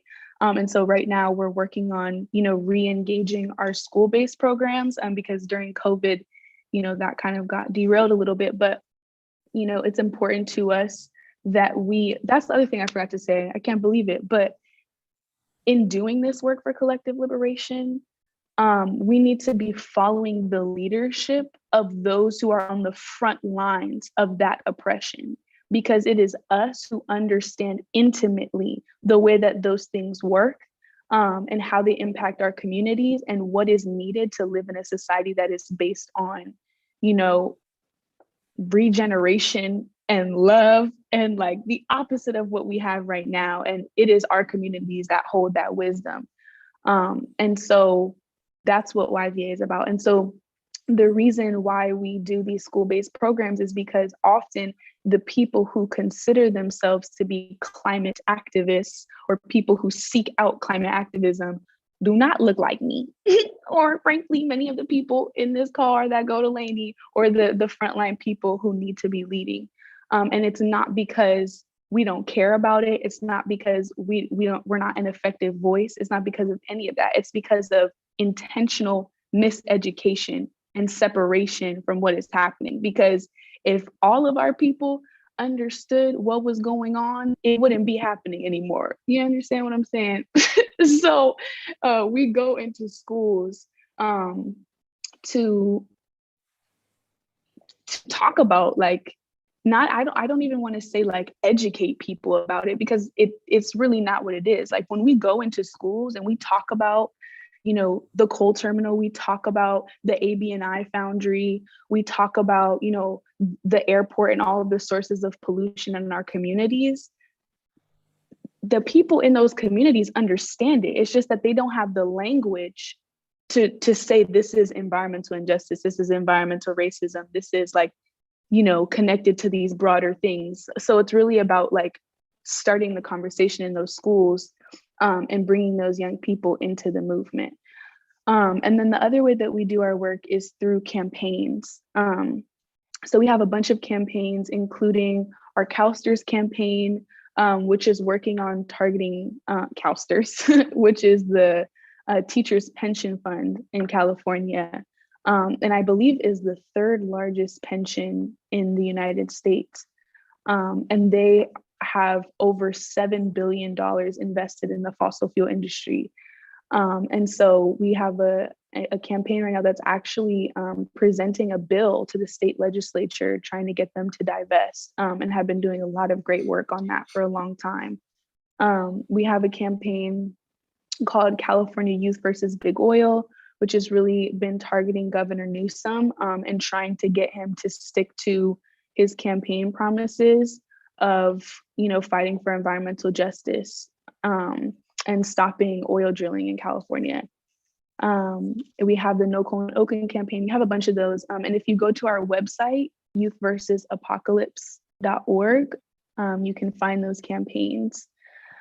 And lastly, through those campaigns, we've been growing power and working on monthly actions that's my timer, to keep the pressure on elected officials, which hold the power, which hold political power, a lot of it, to work for us. So yeah, I hope that wasn't too much of a ramble. I would love for every single person in here to get involved in the work that we're doing, because it's very important. And just recognize that no matter who you are, especially if you are a person who's been told that your voice doesn't matter, that it does. And it holds so much weight in this world. And that the power has always been in the people's hands. The idea that we don't have power to make radical change is a dangerous facade. And I believe that when we all come together, we can literally change the world. We can quite literally dismantle that faulty foundation and build something new and beautiful, so that we can all live a life of love and happiness and prosperity. That's the end goal. So that's where I'll stop. Thank you. Thank you, Aisha. Thank you so much. Wow, very inspiring. So once again, we'll hold our questions until the end, although you can put them in the chat now. We will answer the question at the end of the panel. So next we have Sharif Whiteland out of Louisiana. She's an Afro-Indigenous organizer, writer, speaker, and mother of 6. She's the author of Spill It, The Truth About the Deep Water Horizon Oil Rig Explosion. Some of you might have seen the news. I think they had a movie on it also.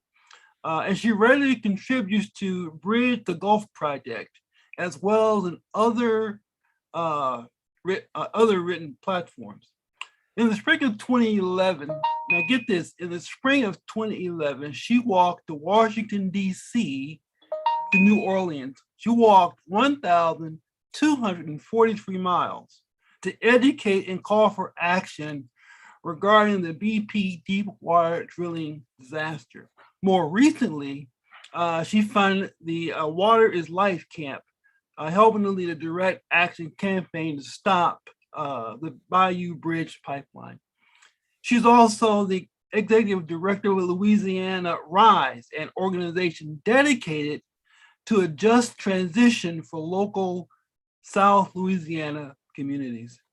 Additionally, she has created and maintains the Indian Bayou Food Forest, a South Louisiana land project which allows for community organizers organizing space, disaster mutual support, and the growing and gifting of traditionally nurtured organic produce. Currently, she lives in northern New Mexico as executive director for the Movement Training Network, which conducts trainings, direct action support, and maintain the 40-acre respite and strategic organizing space for activists and advocates within the justice movement. I need to go there. I really do. Thank you for being here, Sharif. Thank you so much.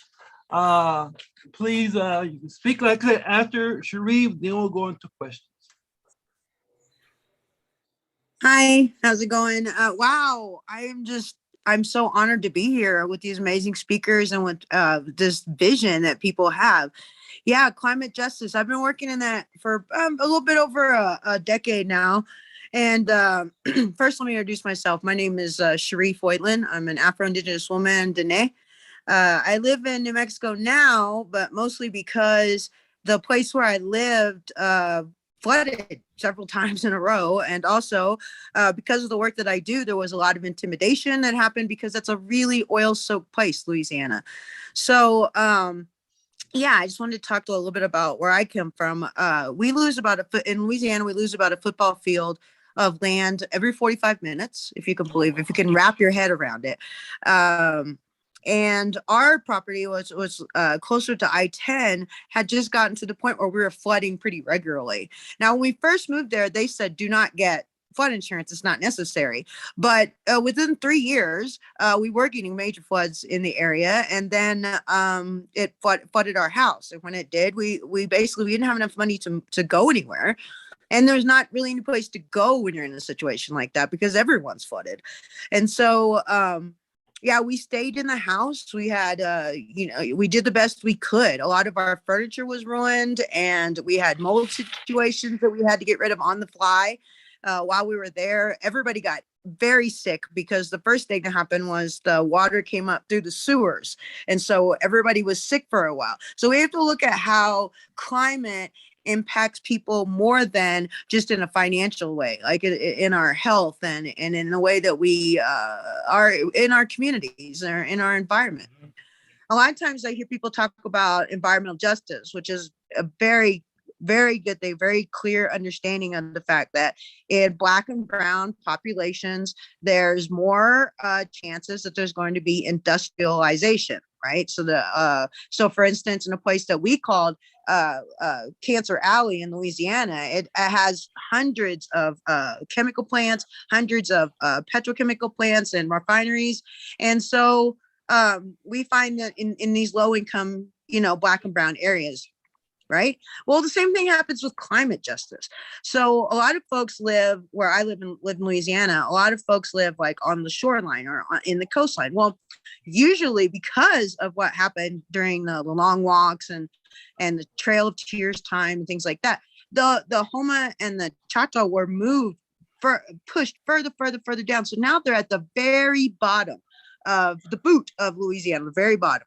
And that's where the water is coming from because we have rising seawaters, because we have so much more warmth in the planet. The Gulf is warmer. So we're seeing more and more impacts of hurricanes. We're seeing land loss. We have a dead zone from all of the pollution that happens upstream in Mississippi. So we see a lot of environmental impact, and it's mostly to Black and brown people. So climate justice, then one of the things that we have to really look at is how we address inequalities when we're talking about climate justice. There's really two places to go. There's one is like, how do we mitigate and reduce further climate changes, right? So that's like cutting down fossil fuels, things like that. And then the second part is how to adapt to those changes already happening. Now, it's very unfortunate that we live in a place where the political power does not have the will to change the way things are. And part of the reason for that is because any land that goes underwater in the state of Louisiana becomes a state property. And once it becomes state property, then they can lease it to oil and gas, right? So there's not just that, but there's no political will in order to move that ball, even though we've had a Democratic governor for several years now. The worst, from what I understand, the worst impacts of climate change could be irreversible by 2030. Now, when we talk about that, it's very soon, very close. We'll still be in all of our lifetimes. And we're talking about the impact of that we're seeing now with hurricanes Ida and things like that. We're seeing an increased amount of forest fires, whereas in the Southwest, there's a lot of drought. Rising seawaters, melting ice caps. We're seeing that now. This is not a situation. A lot of times I think people frame climate change as something that's going to be happening in the future, but I can tell you from my own experience, it is happening right now, like where I live. The next year after we flooded in 2016, we flooded again in 2017. Now, both of those floods were considered to be 500-year floods, which means you should only have one every 500 years. We've had 8 in the past 10 years. Right? Not just in my area, but in others. So we're seeing that the 20 warmest years on record has just been in the last 22 years. So this is a problem that's affecting us in this moment. it also includes we're going through a major loss of species right now. And through the scientists and their projections, they're projecting that over 1 million species will go extinct due to climate change. Now, these are species sometimes we don't even know about yet. We haven't even met them. And I feel like that the leaders still aren't taking this seriously. There's the 23 richest countries make up 14% of the world's pollution. That's 60% of the carbon emissions. The US is the second leading emitter of greenhouse gases, right behind China. So protecting fossil fuels, subsidies, deregulation, things like that, that's something that politicians do all the time. Proposing environmental rollbacks like in the Trump era. But even now we're seeing those very slowly get back on under Biden. Failing to follow through on policy. So Biden in particular, he said a lot when he first came on about climate change, but yet he just let line 3 go through, which is like many coal-fired power plants to the environment. It makes no sense. They talk out one side of their mouth, but then their action shows that they're not taking this kind of seriously, that people that are being directly affected right now need for them to take. So what do we do and how do we do it? And I just feel like looking back on those two spaces I talked about, reducing further climate change and then adaptation to the change that's already happening. We've taken like a dual approach where I'm from. We have a group called Louisiana Rise, and we are just focused on that just transition. And what we've done is we've opened a space, which used to be Loe La Vie Camp, an action camp where we just fought our little hearts out to try to stop the Bayou Bridge pipeline. And we took those 11 acres, and now they're Indian Bayou food forest. And what we're doing is we're trying to work to cut down on emissions that comes with like food related transportation and things like that. We're building community. We're also building organizing in that area and allowing for space for people to come in and create their art, create whatever they need to in order to move this movement forward. And again, one of the most oil-soaked parts of the world, because that's where we need to go. You need to go straight to the source, right? So we also, with Loe La Vie, we worked our best to stop fossil fuels from continuing to come in. And we've been pretty successful in, at the very least, in inciting or inviting other people to join into that end. And then adaptation, and another thing we're doing is we're trying to find out what plants now are going to be more available in that area or less available in that area due to climate change, so that we'll be able to replicate this like many times over and over, hopefully, in the future. In addition, where I live in New Mexico, I've opened up a place of respite for people to come and stay, that there will be security, because a lot of times, and this isn't talked about very much, but especially we had on the Loe La Vie fight, the Bayou Bridge fight, we had women, in particular, women of color, that were attacked over and over again by these sympathizers to the oil industry, by straight up Nazis. I'm not kidding. They would go by and yell white power and things like that. So we needed a place that we could go into these areas and do our work, but also have a space that we could take respite from, have security, have peace, and be able to grow ourselves and take a break. So that's what we're doing right now, and trying to raise awareness in whatever way that we're able, but usually doing that through like mutual aid, especially through regarding impacts like we've seen with Hurricane Ida, and also with outreach with the food and the produce. We've planted trees. We've helped people rebuild. Like we've cut down big trees that have fallen on buildings. It's just been it's a crazy time, because there's just so much that needs to be done on just a local labor level. So I ask everybody to just, I'd heard this before, but yeah, you don't have to look outside of your area, your neighborhood, to find the effects of climate change and things that you can do to help mitigate and stop climate change. That includes taking direct action against the people that are set to kill us. And it also includes being committed to work within your community, to organize, and to help the youth to understand and to follow their lead. Because I got to say, look at our last speaker, the youth are the key, because they are going to hold the keys long after we're gone. So they're not leaders that are coming up. They're leaders now. and we need to follow them, and we need to be understanding. And then the youth from the other side of that need to understand that and all of us need to understand that Native people have supported this land and kept it safe for time immemorial.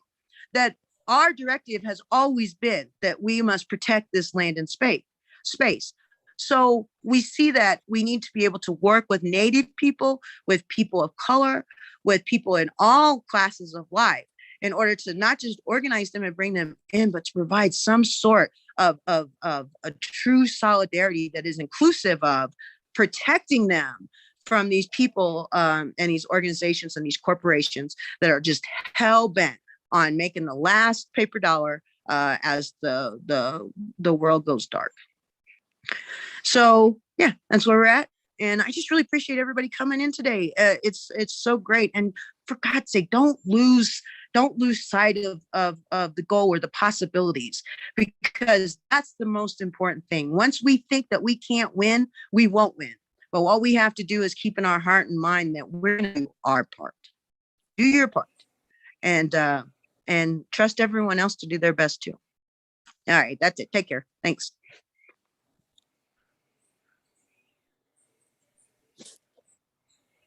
Thank you, Cherie. Thank you, Aisha, and thank you, Mark, for wonderful presentations. And then we'll open for questions. The first question I do have, though, is what made you choose climate justice, Aisha? That was the first question. You know, it sort of feels like it chose me, if we're being honest. I think, you know, going back to that first action that I went to, I felt like I couldn't believe how much I had been lied to about what environmental justice and climate justice mean, and about climate change, and about like why we are where we are, and just about like just pretty much about everything. and also about like what the environmental movement looked like and looks like. And, you know, often the image of environmental movements is very white and very old. And, you know, that doesn't reflect the communities that are being most impacted by the impacts of environmental terrorism and climate change. And so I felt like it was so important for my voice to be heard in that movement, and to be heard as a leaderful voice. And I don't think I like set out and was like, I'm gonna be known. Like, that's not what it was about. It was more just like, I want to get the work done. And I want to do it with people who reflect my community. And yeah. And I think as I kept doing that work, I just kept learning more and more about how the work that I was involved in is connected to everything, like literally every single thing. I think I saw someone in the chat say, you can't have human health without environmental health. And like, I think you just can't have humanness without environment, or without planet, or without, you know, any of these things. And so it just felt for me like, this is the work of the world. Like, this is the work of collective liberation. And so I couldn't see myself not doing it. Yeah, thank you so much for that. A lot of the movements I've been in have been intergenerational. And so I'm curious, what does it look like between Aisha, Cherie, and Mark? Do you have questions for each other? And how do you respond to youth there, Mark or Cherie, regarding? I'd like to respond. And Aisha, welcome to the movement. I've been at the movement since 1970 as a college student in the first Earth Day in Philadelphia. And I heard the message, and maybe I was white privileged to be able to respond, but nevertheless, I've dedicated my life to education from the get-go. And I had this lapel pin, I'm not wearing it, but it says, no matter how hard I try, I just can't seem to save the planet. So I'm glad to be able to pass the baton. And I really admire your articulateness. And I think you also need to give credit that people have been working on this for a good 50 years. And had we not started 50 years ago, oh my God, where would we be today? You know, the first Earth Day changed a lot of it changed the trajectory of where we are. So I would say we're always standing on somebody else's shoulders. Yeah. I 100%. Just to add, go ahead. I 100% agree with that, and I in no way meant to say that the work hadn't been done. In fact, I don't think I said that, but I do think it's important to recognize that yes, we've known about this for 50 years plus now, and ever since we've known information since ExxonMobil did the first studies about how their practices were impacting the planet, people got to work. And also, let's recognize that we are where we are today because the intersectional work was not being done in the way that it needed to be done. And so I think we need to really acknowledge the work of ancestors and of people who are still here, and also really have hard conversations about what it is that needs to be improved in our movement so that we can do the work and keep going. Mm-hmm. Sharif, any comments, questions, responses? And then we have to move to the next panel. Yeah, I'm thinking about it a little bit. I just know how we engage with youth is just trying to follow their leadership in whatever way, and also to guide them. A lot of times when people especially me, or people like me who just kind of stumbled into this, it wasn't a situation where I read about it and then I was like, oh wow, that's crazy. Or it wasn't a situation where I knew about it before. It's a situation where it personally impacted me and it hit me in the head with a telephone book. I had no way of knowing. So of course there were people who have been working on this for a long time, and there's people like me who have been working on it for a medium time, and then there's the new folks coming in. What I'm saying is that times have changed. Things are very, very different than where they were when I first started. And in order to be most impactful, we have to open our brains and our hearts to the idea of these younger folks that are coming in that have a much better understanding of technology, and also they're learning about movement building, and also they have a bigger stake here. You're going to be here longer than me, So it's about just creating, from my perspective, it's just about creating that space for a respect for everyone. So it ends up not being like this kind of Hunger Games. Well, this was my movement and that was my movement and whatever, and just be more understanding, opening that you personally, whoever you are, anybody, you're not going to solve this. This is not going to happen. You do not have the keys to save the world. I'm sorry. But what you do have the keys to be is a small link in a chain of people that are all pulling together in order to provide the best future for generations to come. And so I try to look at that very carefully, that I'm just a drop. I don't really matter, honestly. And so from my perspective, there's room for every single one to be a part of this, because there's room, because everyone is going to be impacted by this on this entire planet. So I just hold so much respect for the young people that are coming in, and so much respect for the people that were here before me. And I don't expect to be another thing but a link in this chain to try to find justice for our communities. Well, amen. Thank you. And the work continues. Thank you very much. And now we'll hand it to Leona for the next panel on transformative justice and reimagining public and campus safety. Thank you guys. That was incredible. And I just want to start this by saying that there are all these connections that are being made that I'm seeing people make also in the chat. And so it's really encouraging. and what is the system of oppression, and what is the tool the system of oppression uses to keep people in line. Law enforcement. That is a tool that they use on the front lines in our communities. And I just want to say that white silence is violence. Everyone needs to speak out against this. Police have killed too many innocent citizens, Black, brown, white, Indigenous, and too many citizens are criminalized due to their disability, their skin color, or their class.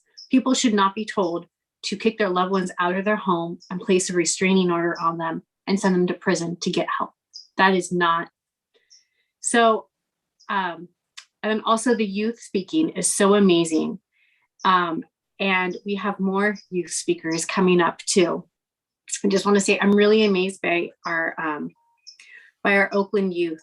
So this next panel is focused on reimagining campus safety and features Indigo and Nikea, Oakland youth activists from the Black Organizing Project.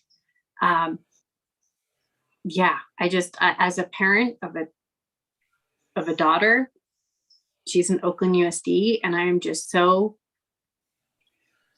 comforted that she is in amazing hands. Thank you. So Indigo and Nikea. Indigo is the founding bot member from Oakland, has been part of the organization since the age of 9. From an early age, Indigo has been passionate about her community and how she can help make effective change. She has currently been an organizer with BOP for the past 3 years. Nikea Manning is a proud member of BOP for 6 years, initially joining as a student volunteer. BOP is her political home-termed family, and she is both honored and grateful for the commitment to service and transformation of the Black community. Thank you so much. Thanks. Hi, everyone. We'll pass it to Andy to start it off. Thanks for having us too. Yes. Hi, y'all. So yeah, we're from the Black Organizing Project. I'm gonna just go give us a quick overview of our general mission of our org. So our Black member-led space, our community organization working for racial, social, and economic justice throughout Oakland through grassroots organizing and community building, and also across the Bay Area. So yeah, we originally started about 12 years ago now. Really just doing exactly creating a Black space for folks to come together and see what's happening in our community and really get organized around those things, as well as develop folks, Black folks, into becoming organizers and leaders in our community, because that's also something that we saw a gap in that space in organizing, for just like a space of Black folks to come together, become politicized, work on issues that are affecting us, and actually make some change. So yeah, I'll pass it to Nikea. Thanks, Indy. And so it was after, I would say, we were founded in 2009. And so for 2 years, we actually heavily focused on making sure that we stayed in our communities, did a lot of door knocking and outreach, held a lot of listening sessions for the course of 2 years. And it was actually in 2011, out of multiple listening sessions, where there were a couple of issues that came up throughout our listening sessions, and police in schools were one of them that we ultimately decided to commit ourselves to. And this was after just looking at the push out of Black students, even Black parents out of OUSD, and just the high disproportionate rates of suspensions, expulsions, and ultimately arrests. And so through this research, we found that, and we know this still to be true today, unfortunately, that kids as young as 5 years old, were being handcuffed and arrested and kicked out of school. And so it was in 2011 that we launched our one and only campaign, known as our BOSS campaign, which stands for Better in Our School System.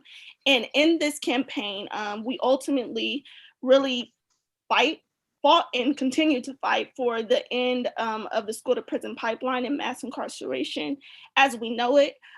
In this campaign, we initially address and successfully accomplished 4 major policy wins within the district that both restricted and defined the role of police. It was in the research, the early phases of this research, where we found out that back in 2011, not only did Oakland, have the Oakland City Police Department inside of the district responding to students, but they also had their very own internal full-fledged armed police department. At that time, there was about 20 or so officers, again, fully armed on campuses as young as elementary schools. And so we knew very, initially then that this was not going to be something that we would allow happen to us. And so we took it upon ourselves again to commit ourselves to this work. Although we started off with restrictions and chipping away at things such as the budget, at the number of officers in position, etc., we always knew that our ultimate goal was the complete abolition of this internal school police department. And so, nearly 10 years later, I want to highlight the fact that this has literally been a 10-year campaign. In 2020, June 24th to be exact, of last year, we have finally successfully eliminated the complete removal of the Oakland School Police Department. And we did that through the implementation of our George Floyd resolution. And so that has been an incredible, huge victory. Took many tears, blood, sweat. And we also know that the fight is not over, that just because we have successfully removed the physical bodies of police, that there is still a culture of policing that is very well and alive and thriving. And so, and you can switch to the next one. And so now we are in our implementation phase of our George Floyd process or resolution, that Indigo will touch a little bit on. And I'm also going to drop a link to our George Floyd resolution in the chat. So yeah, currently post-win, we are still working, as Nakia said, we're still fighting to end the school to prison pipeline, the mass incarceration of Black and brown folks. And we're doing that currently in our implementation phase, really reimagining safety and Black sanctuary for everyone within OSD. But what this looks like is collectively, we'll work to dismantle the punitive and oppressive school culture and create a new practice that invests in the needs of students. A holistic approach must be taken in order to create real, concrete transformation as defined by our community. So within this implementation phase, we decided to tackle it and knock it down into like 3 different sections is what some people will look at it as.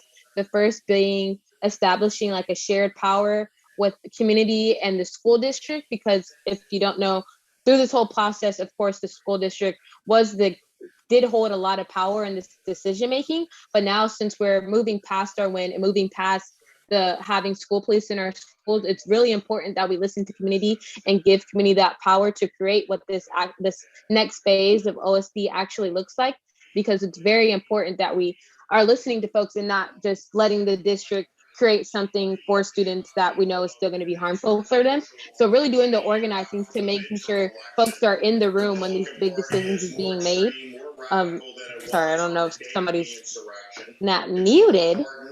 But yeah, and then the next phase, which I would say we're currently in, let me see if okay, I think I muted them. The current phase that we are in is the community-driven process. So again, now that we have defined and really pushed for this community-driven process, we're uplifting that and listening to what community has to say, and really implementing those things as well.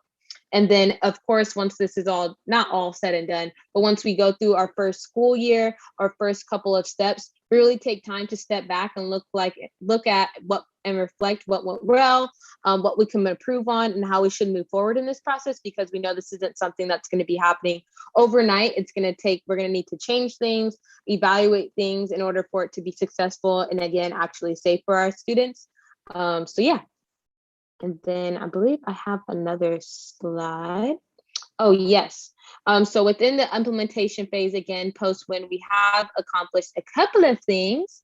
So of course, the abolition of the Oakland School Police Department, major win. And including that, we did get the guns melted down and the vehicles decommissioned.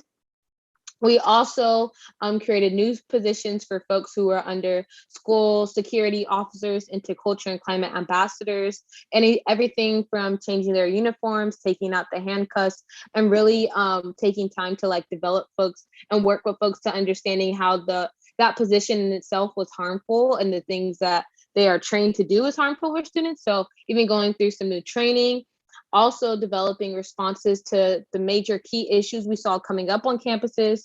So these were things that had very high call rates to police officers in our schools. So things like sexual violence, mental health, and kids acting like school kids. So like school fights, whether that be physical or just like arguing and that type of thing, as well as creating a new discipline matrix to guide administrators into how to respond to behavior and safety issues. I believe now we're going to move into like more of our current things, what we're currently working on. If I could. Thanks, Andy. And before we move on, actually, I think it's also really important to be transparent, to say that this work is not easy at all. Like, we are still struggling, although we have seen a lot of victories. We are still in combat, with a system ultimately, right? And we know that if we are not continuously pushing and agitating and demanding, that systems are systems, and they will only revert back to do the things that they know to do. And so with all that being said, like, our accomplishments, like, we're still pushing within the district every single day. Like, even the SSOs, to be real, there's still some responsibilities and commitments that have been outlined in the George Floyd resolution that the district is still not meeting.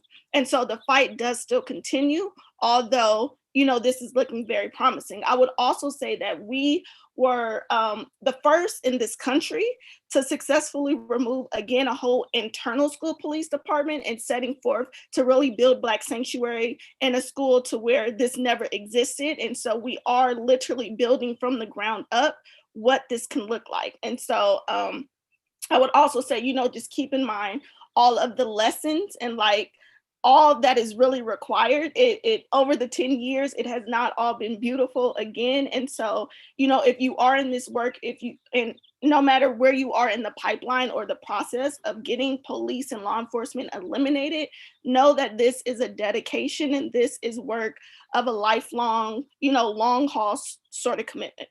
And so on the brighter side, though, as we talk about creating Black sanctuary, this is a quote from one of our members and parents. We want folks to reimagine what does Black sanctuary look and feel like to them. And so for this mother, Jessica, she believes it's a world where our people have joy in coming together, knowing that things are possible.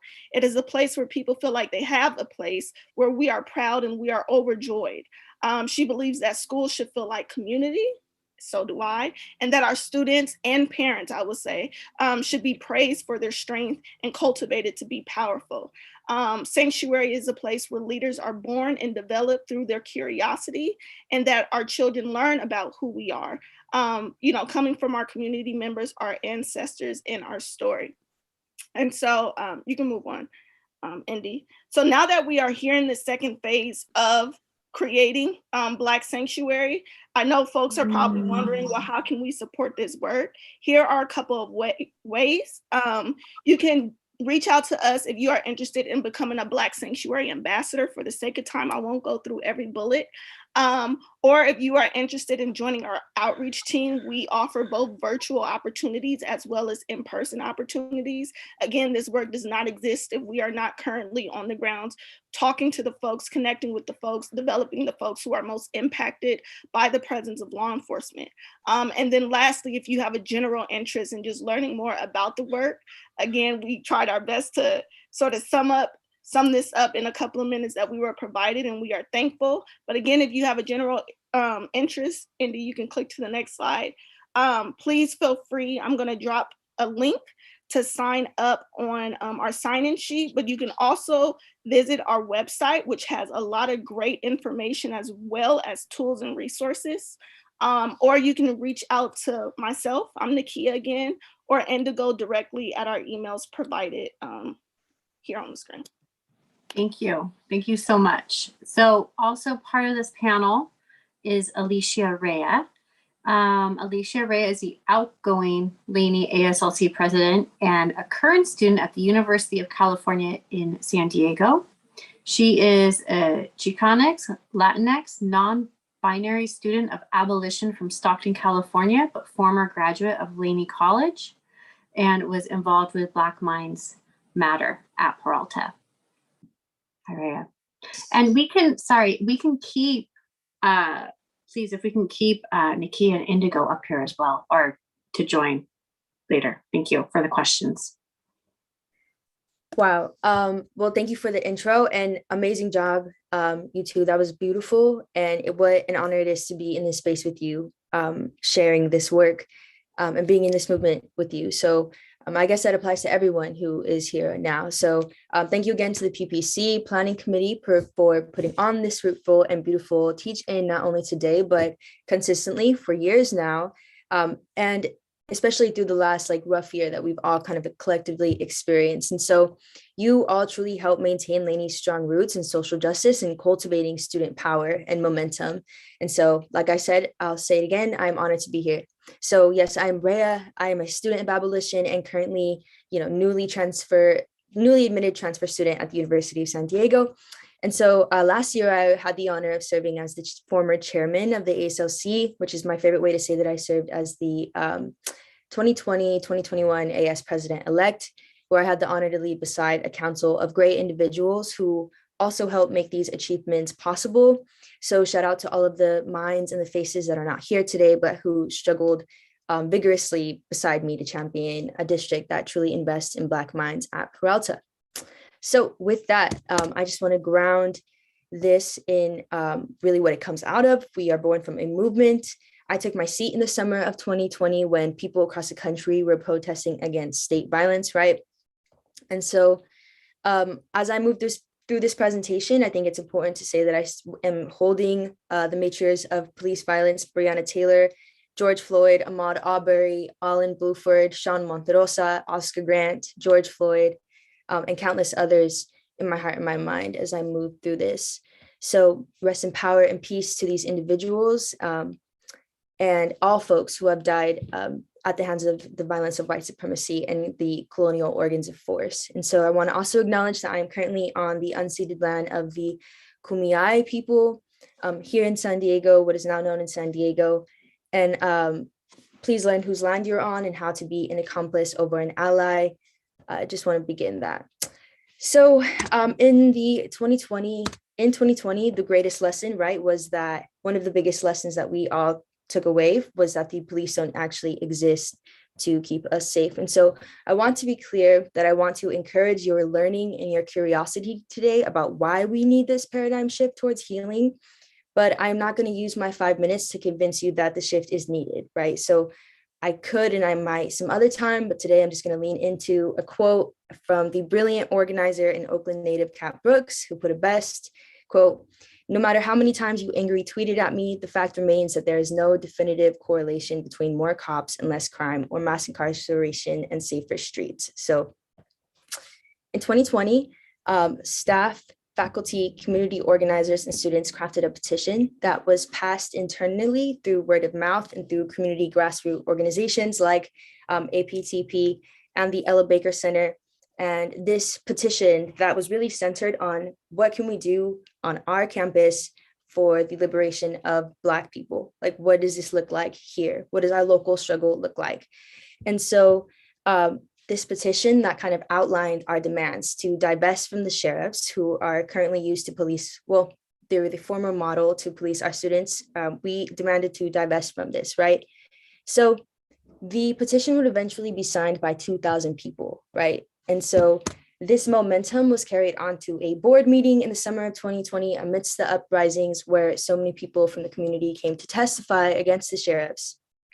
And it was so packed that the board members had to limit folks to talk to at 1 minute, right? In this just mass support for this divestment away from sheriffs. So please remember this. If you are a member of this Peralta community, which I would presume we all are, whenever someone tries to say, make the claim that our movement here at Peralta isn't rooted in community, right? Because the numbers don't lie. And certainly the numbers didn't lie that day. So we think about like, could we actually defund the police? Well, the conversation to divest away from the sheriffs has been alive at Peralta since 2014, and just wasn't truly brought into fruition the way that it has now because of sort of the lack of like movement behind it at the scale in which we've seen in 2020. I want to name again that this work to, divest away from subjugating Black folks through means of policing is work that has been done since the very genesis of this country, right? So just want to always like honor that. And so on the ASLC side, we passed around the petition as a letter to students, just kind of informing them on our position, having solidarity with Black students in the Black Minds Matter group, and kind of like stewarding students to go speak at public comment.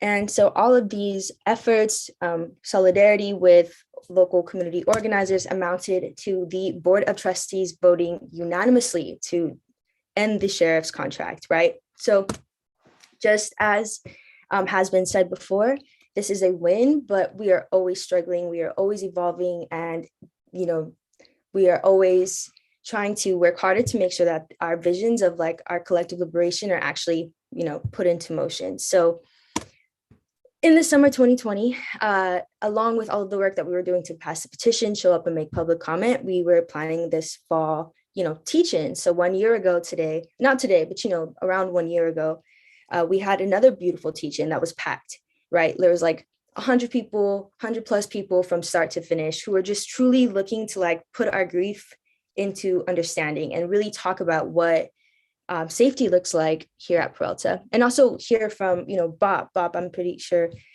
presented last year to Our Joy, other organizations in Oakland who kind of make up this movement with us. And so I would encourage folks to go back and like watch that recording, because it was just so fruitful, just as I know this teach-in will also turn out to be. And so moving on, we know that we keep us safe, right? We have always kept us safe. BIPOC people have never been able to rely on the police. And so this wonderful graphic explains that police do not keep us safe, and their bloated budgets only take away from the things that do keep us safe, right? So after the board has made their decision to step away from the sheriffs, the next step was to develop an action plan for holistic safety and wellness. So we think about, how do we create real safety for ourselves, our elderly, our disabled siblings, our neighbors, and all our loved ones, right? And this is the guiding question for people who want to see the end to police terror.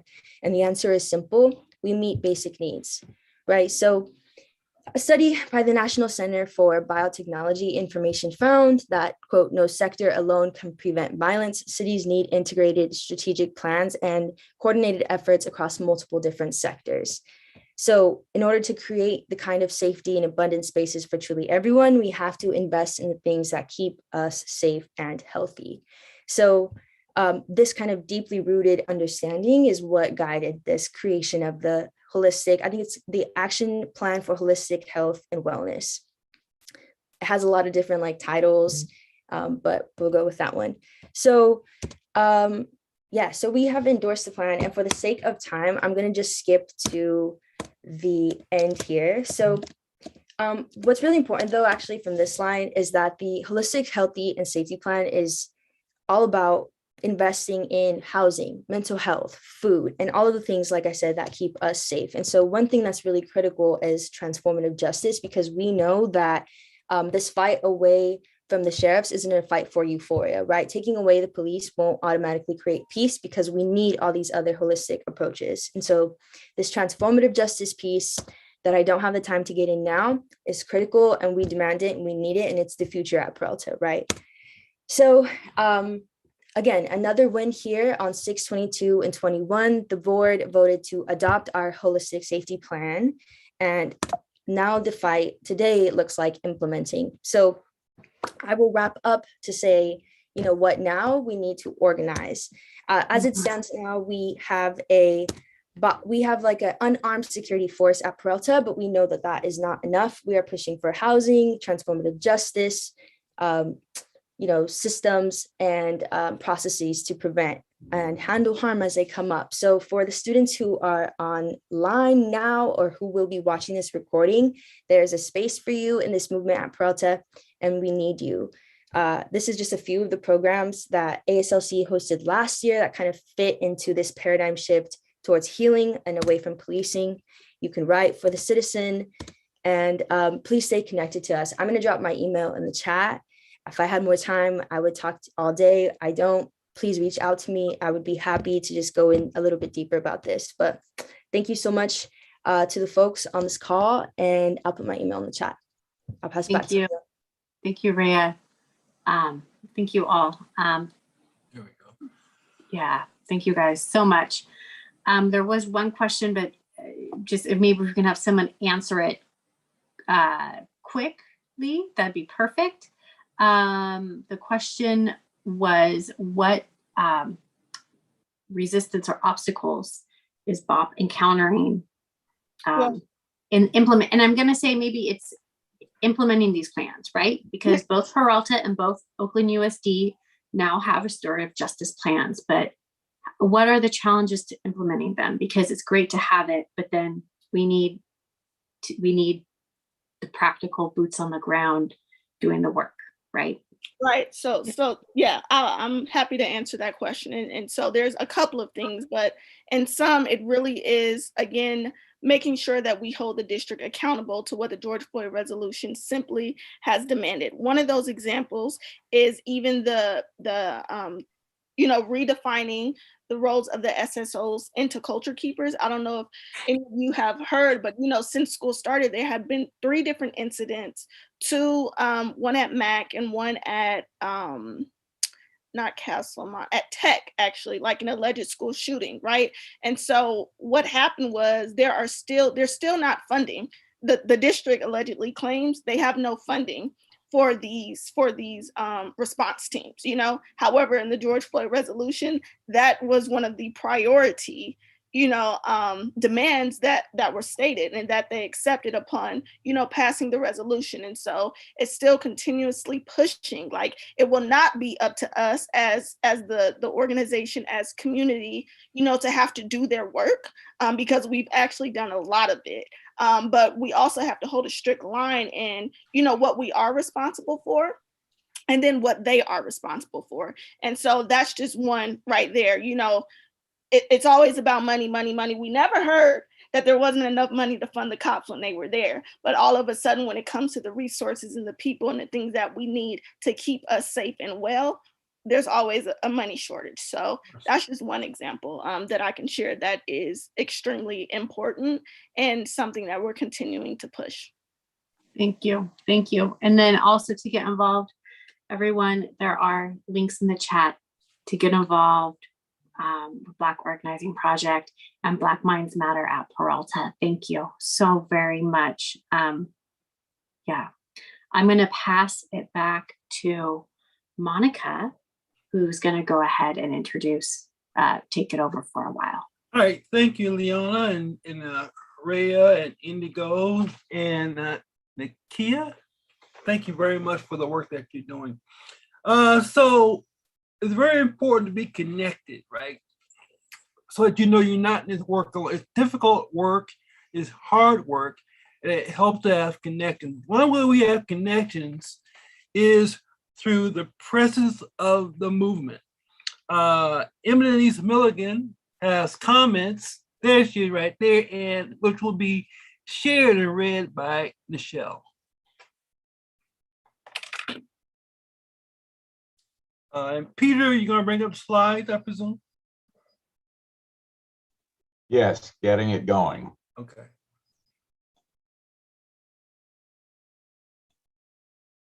Yeah. So, I mean, it's important to have a way to stay connected. And here's the slide here in the show. If you can start reading or presenting.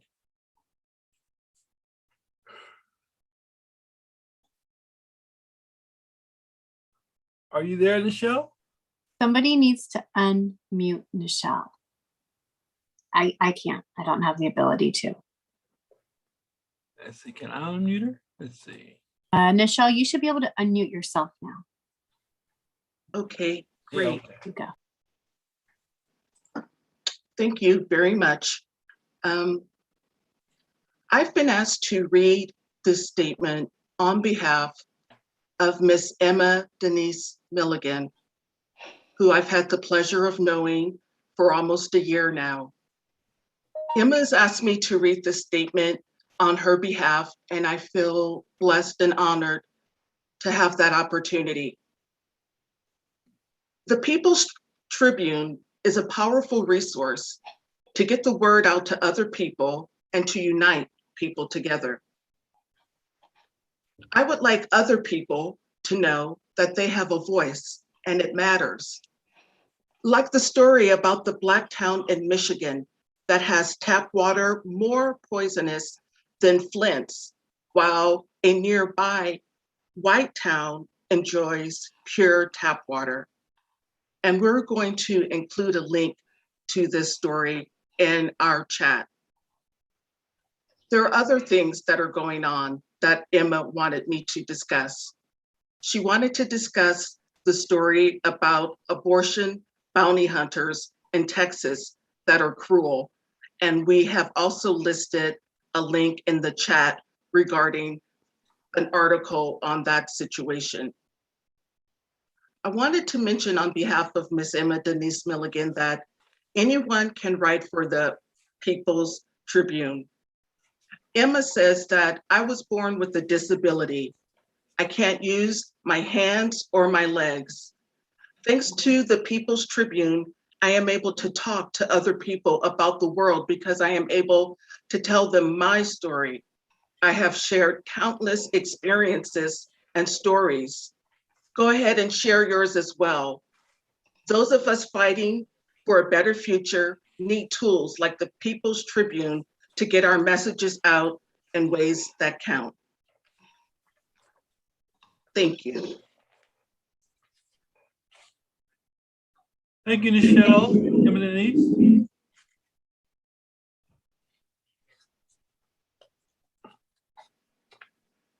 And that is latest news. You can go to the website that's on the list, and you can go read the different articles from the People's Tribune. It's a really important document.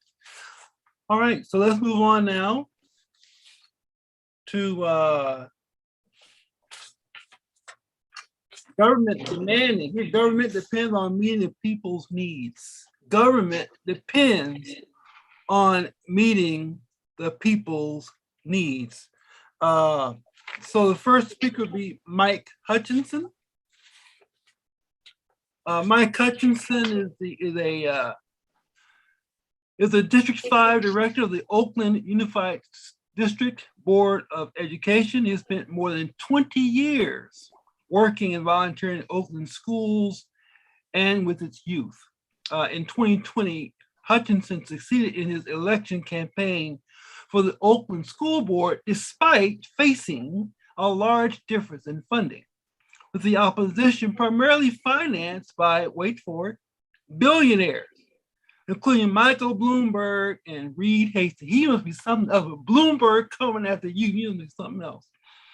In 2011, Hutchinson increased his civic engagement when two schools he had worked at since 2001, Maxwell Park in Santa Fe, part of 5 schools threatened with closure.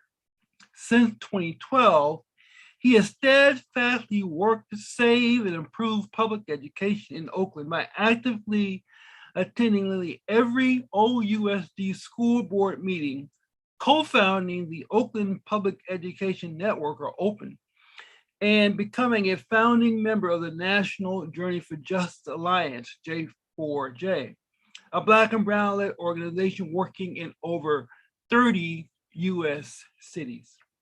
Director Hutchinson is proud that he was born, raised, and educated in Oakland, California. His mother was a teacher in Oakland and an active Oakland Education Association member for over 40 years, and his father was an instructor at Laney College for over 20 years. Hutchinson strongly believed that every child in Oakland has the right to high quality public education and is working in his current school board role to build the school that Oakland students need and deserve. Welcome, welcome, welcome, Mike Hutchinson. Thank you for being here. And now the Zoom link is yours. Oh, you're muted. Let me see something. Let us see if I can. You can unmute yourself, Mike. Thank you. Now I can. Great. Thank you. So somebody please give me a cue on how long I should speak, or give me the hook when I'm speaking too much. So you got 15 minutes. Okay. We'll yank you. Okay. I don't know if I need to speak 15 minutes into a screen, but I'll try to do my best here. So first, thank you for having me, I guess, back again today. I am like the intro said, my father was an instructor at Laney for 20 odd years, helped put together the TV and media department. I've attended classes at Laney and at all the Peraltas before. So this is home for me. So I really appreciate the invite and the chance to come and speak with you all again. I think what I want to focus on is, especially catching the tail end of BOP's presentation, is really kind of about what's going on currently in OUSD, especially when it comes to the money and the funding. So I'm Mike Hutchinson, like was said, a proud graduate of Oakland Public Schools. I worked in our schools for a long time until the two schools I worked at Maxwell Park and Santa Fe Elementary, were closed in 2012. When our schools were threatened with closure, we started to organize. We got really involved in a different way. And although we weren't able to save those 5 schools that year, it kind of launched me and some other people on this organizing effort, and really moving from working directly with students to doing more, not just organizing, but advocacy work. And so now for the last 10 years, this is kind of what I've been doing. I wound up running for school board in 2012 and 2016. I was not successful those times, but I was successful finally last year in our 2020 elections. And one of the key things I think everyone should realize with what happened in Oakland, especially on the school board in 2020, is the 4 incumbent school board members were driven from office. So we drove those folks away. So none of them decided to run for re-election, which opened up these seats and made it easier for us to have these victories last year. And we are hoping to do the same thing with the last remaining school board directors in districts 2, 4, and 6 in the 2022 election coming up next year. So in case I forget to say it again later, next year's elections are going to be extremely important in Oakland and in Alameda County. We are electing school board directors and city council members in the even districts, in districts 2, 4, and 6. We are also going to be electing a new mayor because Mayor Libby is termed out. We are also going to have our state assembly elections. There is also going to be an election for the Alameda County District Attorney, and Nancy O'Malley, the longtime district attorney, has said she is not running for re-election. So we have a chance there, and the sheriff's seat is up for election also. So we have these broad range of seats that are up, and it's really important that we start looking at it now, that we encourage our folks to run, and that when we find good candidates, that we really support them. That's what kind of we were able to put together last year in my school board campaign, where I was able to get endorsements from the Green Party and DSA and the Democratic Party. I was able to get endorsed by, Kat Brooks and Carol Fife, but also by State Superintendent of Public Instruction, Tony Thurmond. And we were able to put together a real coalition of community, progressives, the Democratic Party, and organized labor. And together, we were able to organize people power to overcome the money power that we were up against.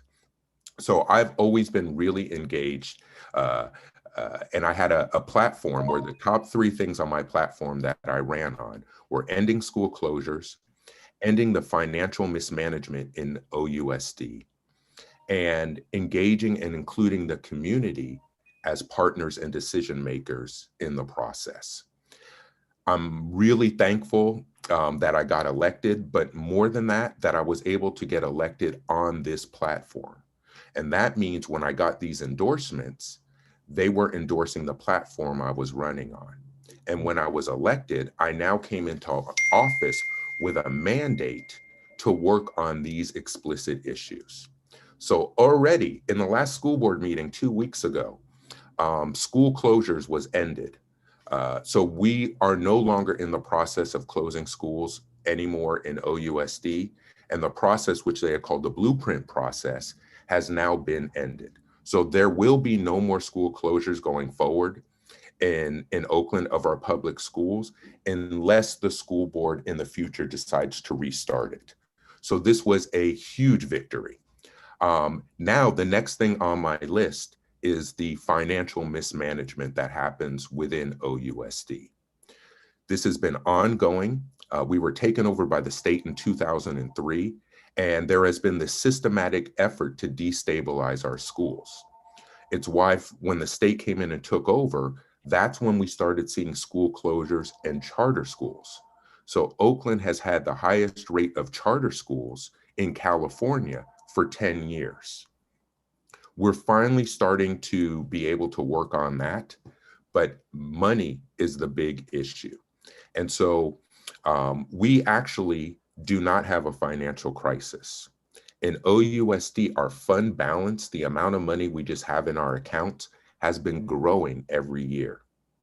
Last year in our school district, we had a 1-year budget surplus of $43 million, which brought our fund balance, the money we had left over at the end of the year, to a total of $120 million.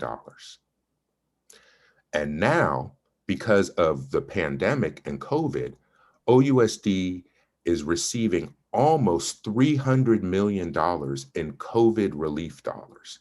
These are extra dollars on top of our budget. So like I heard the sisters from BOP saying as I came in, there's been this issue in the district for a long time where everything the community has been asked for, we get told we can't afford it or we don't have funding for it. That is not true. And it's even less true now that we have these COVID relief dollars. This is the big issue now going on in OUSD, especially over the next month. So just to take a half a step back, as we moved into this school year, this was supposed to be a school year where we are reopening to in-person, and we were supposed to have a restorative restart. I've been working for a long time in organizing around a safe and equitable reopening. The school district has completely failed on that. And the reason really that they failed is we haven't used these resources and added more staff and grown our capacity, even though we have these extra COVID relief dollars that are specifically intended for us to do that. So now we're about to go in over this next month, some real deep conversations about how we need to use our COVID relief dollars. I'm actually not just on the school board, I'm also on the budget and finance committee at the school board. So I have a really good seat to hopefully push these changes through. But this is going to be hard, and we don't have a good history of this in Oakland, of community controlling the decisions over how our resources are used. So there is going to be a series of meetings coming up this month. And like I said my platform before, one of the things I'm working on is making sure we have real community decision-making over these processes. So there is going to be a school board meeting on a week from today, on the 13th. where COVID relief spending is going to be discussed. There is going to be a Budget and Finance Committee on October 14th, the next night, where we are going to be discussing how we want to use these dollars. And I'm going to be holding a town hall for District 5 that everyone's invited to on Tuesday, October 19th, where I'm going to be going over this with the community. This is how I'm trying to move things, so I will be held accountable by the community. We are trying to shift these discussions from these isolated meetings or behind closed doors to really being community conversations. But we are just starting this process. So I need help and support in this push to open up the process. At my town hall, I'll also be doing, for the last 30 minutes, a listening session component where I will be capturing what the community would like these COVID relief dollars spent on. And so here's the thing. We have a unique opportunity right now that I didn't think would be here, because after this long shutdown and our schools really taking this hit during the pandemic, we have the ability to make kind of a fresh start moving forward, because things have been so decimated during the pandemic. And on top of that, we have new leadership in place with some new ideas. And on top of that, we have extra funding specifically for these changes. I believe that we need to use these COVID relief dollars to bring about transformational change. If we put $30 million a year into our school sites, we could do that. We could use $10 million to raise per pupil spending across the district. Then we could have $20 million a year targeted to our 40 schools that need the most help.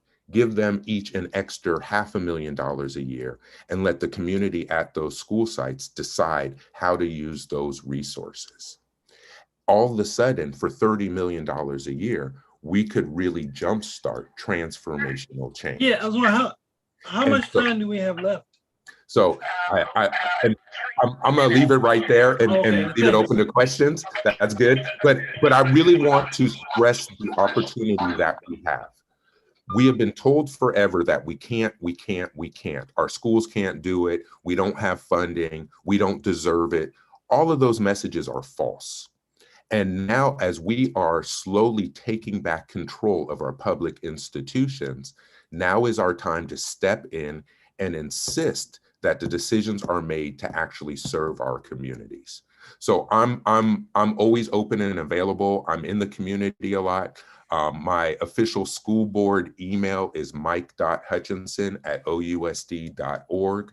I really encourage everyone to get involved, and I'm available to work in coalition with folks also.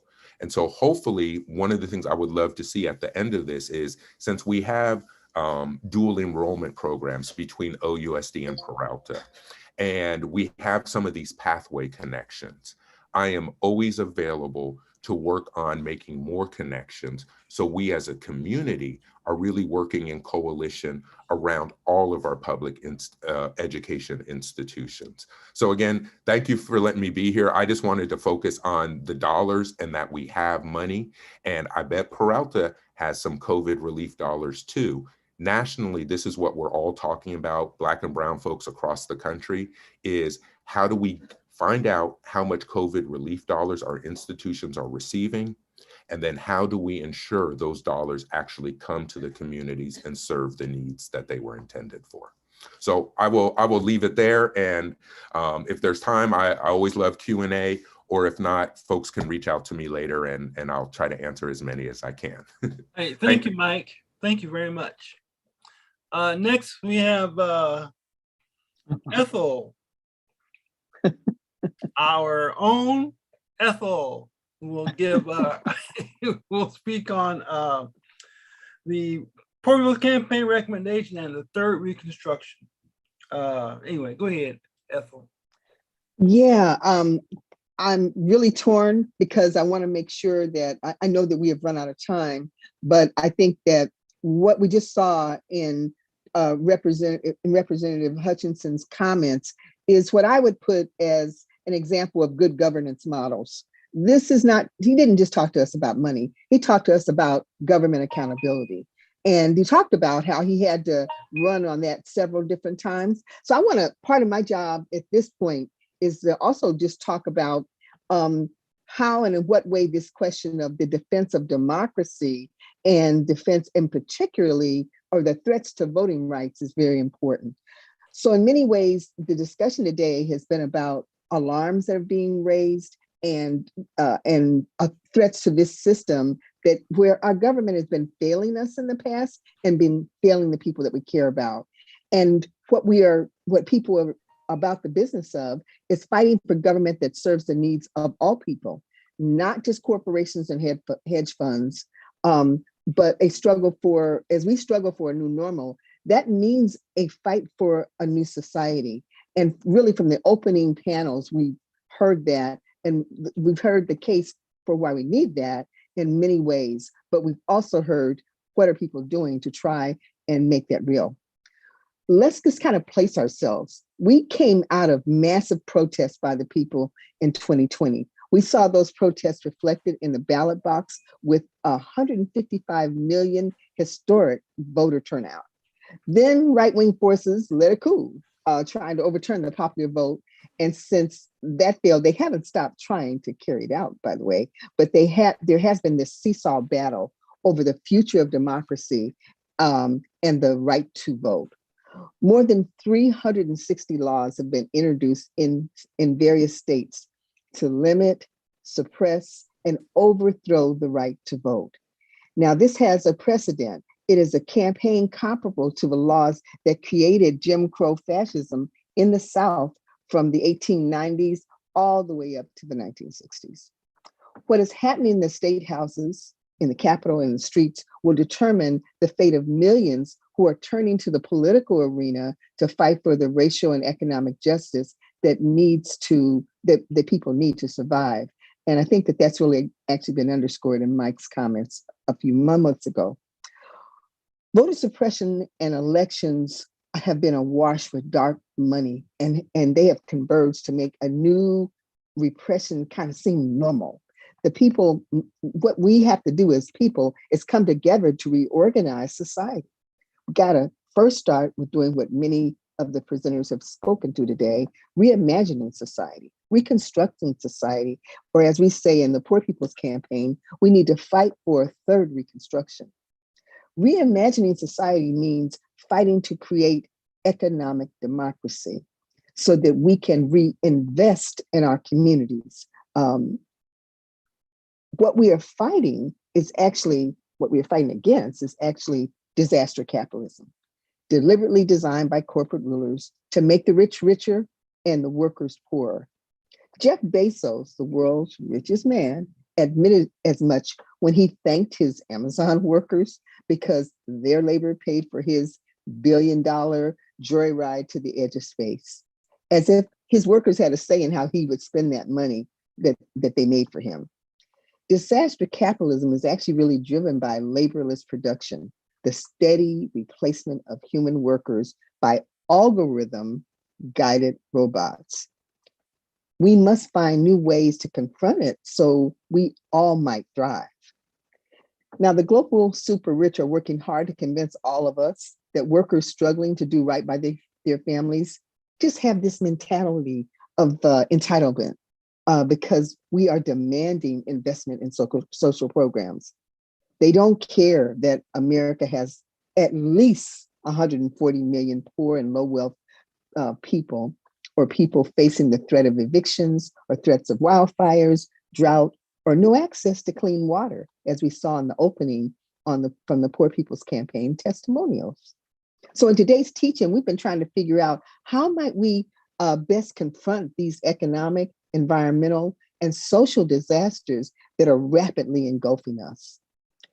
This corporate dictatorship we face refuses to meet people's needs, suppresses the people's right to vote and our right to protest.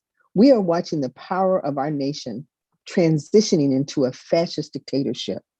The rulers are resorting to corporate dictatorship because they have no intention of allowing what we understand as a new class that's been created by this new labor replacing technology, they don't want this grouping of human beings to influence government decision making. Instead, we see the criminalization of homeless people and of protesters against police violence and terrorizing some of the most people likely to resist oppression and deprivation. From the corporate leader standpoint, why should we want people to vote? Why do they need to be allowed to vote and they're going to have no place in a future society? So why is this all happening? Disaster capitalism is a result of a revolution in production as life-changing as the Industrial Revolution.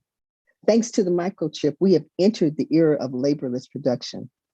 We were reminded in the course of the discussion today that corporations don't need workers like they used to. It's an opportunity now for wealthy speculators to experiment with making themselves richer by preaching and facilitating austerity to the rest of us.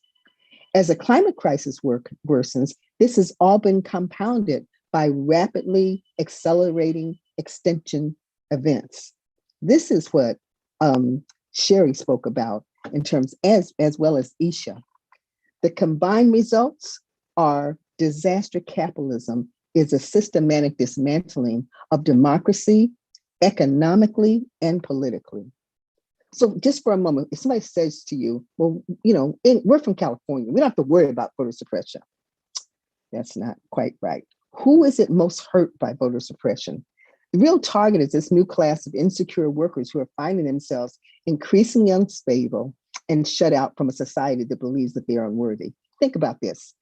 ID requirements, which is now the so-called liberal bill in Congress, will shut out something like 21 million poor people who can't get their hands on voter IDs, who have been shunted from place to place. That's 21 million people on a national level.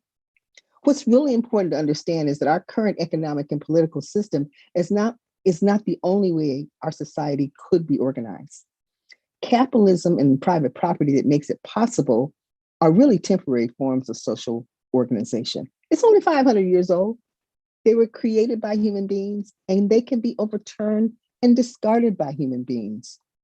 We know we need to do this because the economic base of our society has undergone an earthquake-like change. Industry doesn't need human workers anymore to make things like it used to. This is creating a new group and a new social group that, regardless of color, they are the people being driven outside of the capitalist economy. This is a new class of dispossessed, and it is growing daily through the process of technological innovation. These enormous changes in the economy are creating a new kind of equality of poverty that is the basis for real class unity beyond color or culture or job availability. This is happening because we can't count on corporations or corporate-dominated political parties to care about all the people, about all of us. Suppressing voting rights of Blacks and the poor has been a constant by both of politicians from both major parties. A government dedicated to pushing all of us forward is a body that should facilitate the distribution and management of abundance in this technological era. We need economic democracy to construct good governing models for a sustainable future for the people and the planet. School Board Director Hutchinson or our Councilwoman Carol Fife or Nikki Fortunato Boss, they're doing that in real time. The bottom line is that there can't be political democracy without economic democracy. So what is economic democracy? Whoever controls your bread and butter controls you. So people are waking up to the fact that they're going to have to fight to be in control of the means of their survival. Economic democracy is the ability to have agency, control, and access to the basic necessities of life. There can't be political democracy without economic democracy. Martin Luther King based his plan for a poor people's campaign on this originally. So without economic democracy, what we're really seeing is growing numbers of Americans who are forced to go without necessities such as affordable housing, water, heat in their homes, and especially at a time when there should be no shortages of any of these necessities. This is the era of laborless production has resulted in, we're living in an era of enthronement of corporations over our government. And we need to be clear what that is. That's called fascism. Fascism is developing as a result of so many people being pushed out of the economy. The rulers need fascism. So this is not really a game about the GOP or the corporate Democrats. Both have had a hand in this process. Corporations are taking control and ownership of the resources that were once publicly owned, like schools, healthcare, pensions, and even much of nature. These are the economic underpinnings of the political repression that is growing. We not only need to reject the austerity proposals that are aimed at gutting labor measures and safety net measures, but we also are determined to organize, teach and fight for the different and more just America. This struggle allows us to continue and extend a fight for government accountability and fight against divide and conquer schemes. We can have a society where everyone's needs are met and where everyone can live in a peaceful and cultured world. Forward together, not one step back. Thank you, and I don't know what our time is. Thank you, Ethel. Thank you. There you are. Oh, you couldn't see me that whole camera. time. Oh, I'm so Well, sorry. it's I good was to reading see my you comments. now. Oh, Good to see you now. Thank you. I was actually had a sock puppet. Sorry. You're okay. No You're worries. No worries. Go ahead, Leona.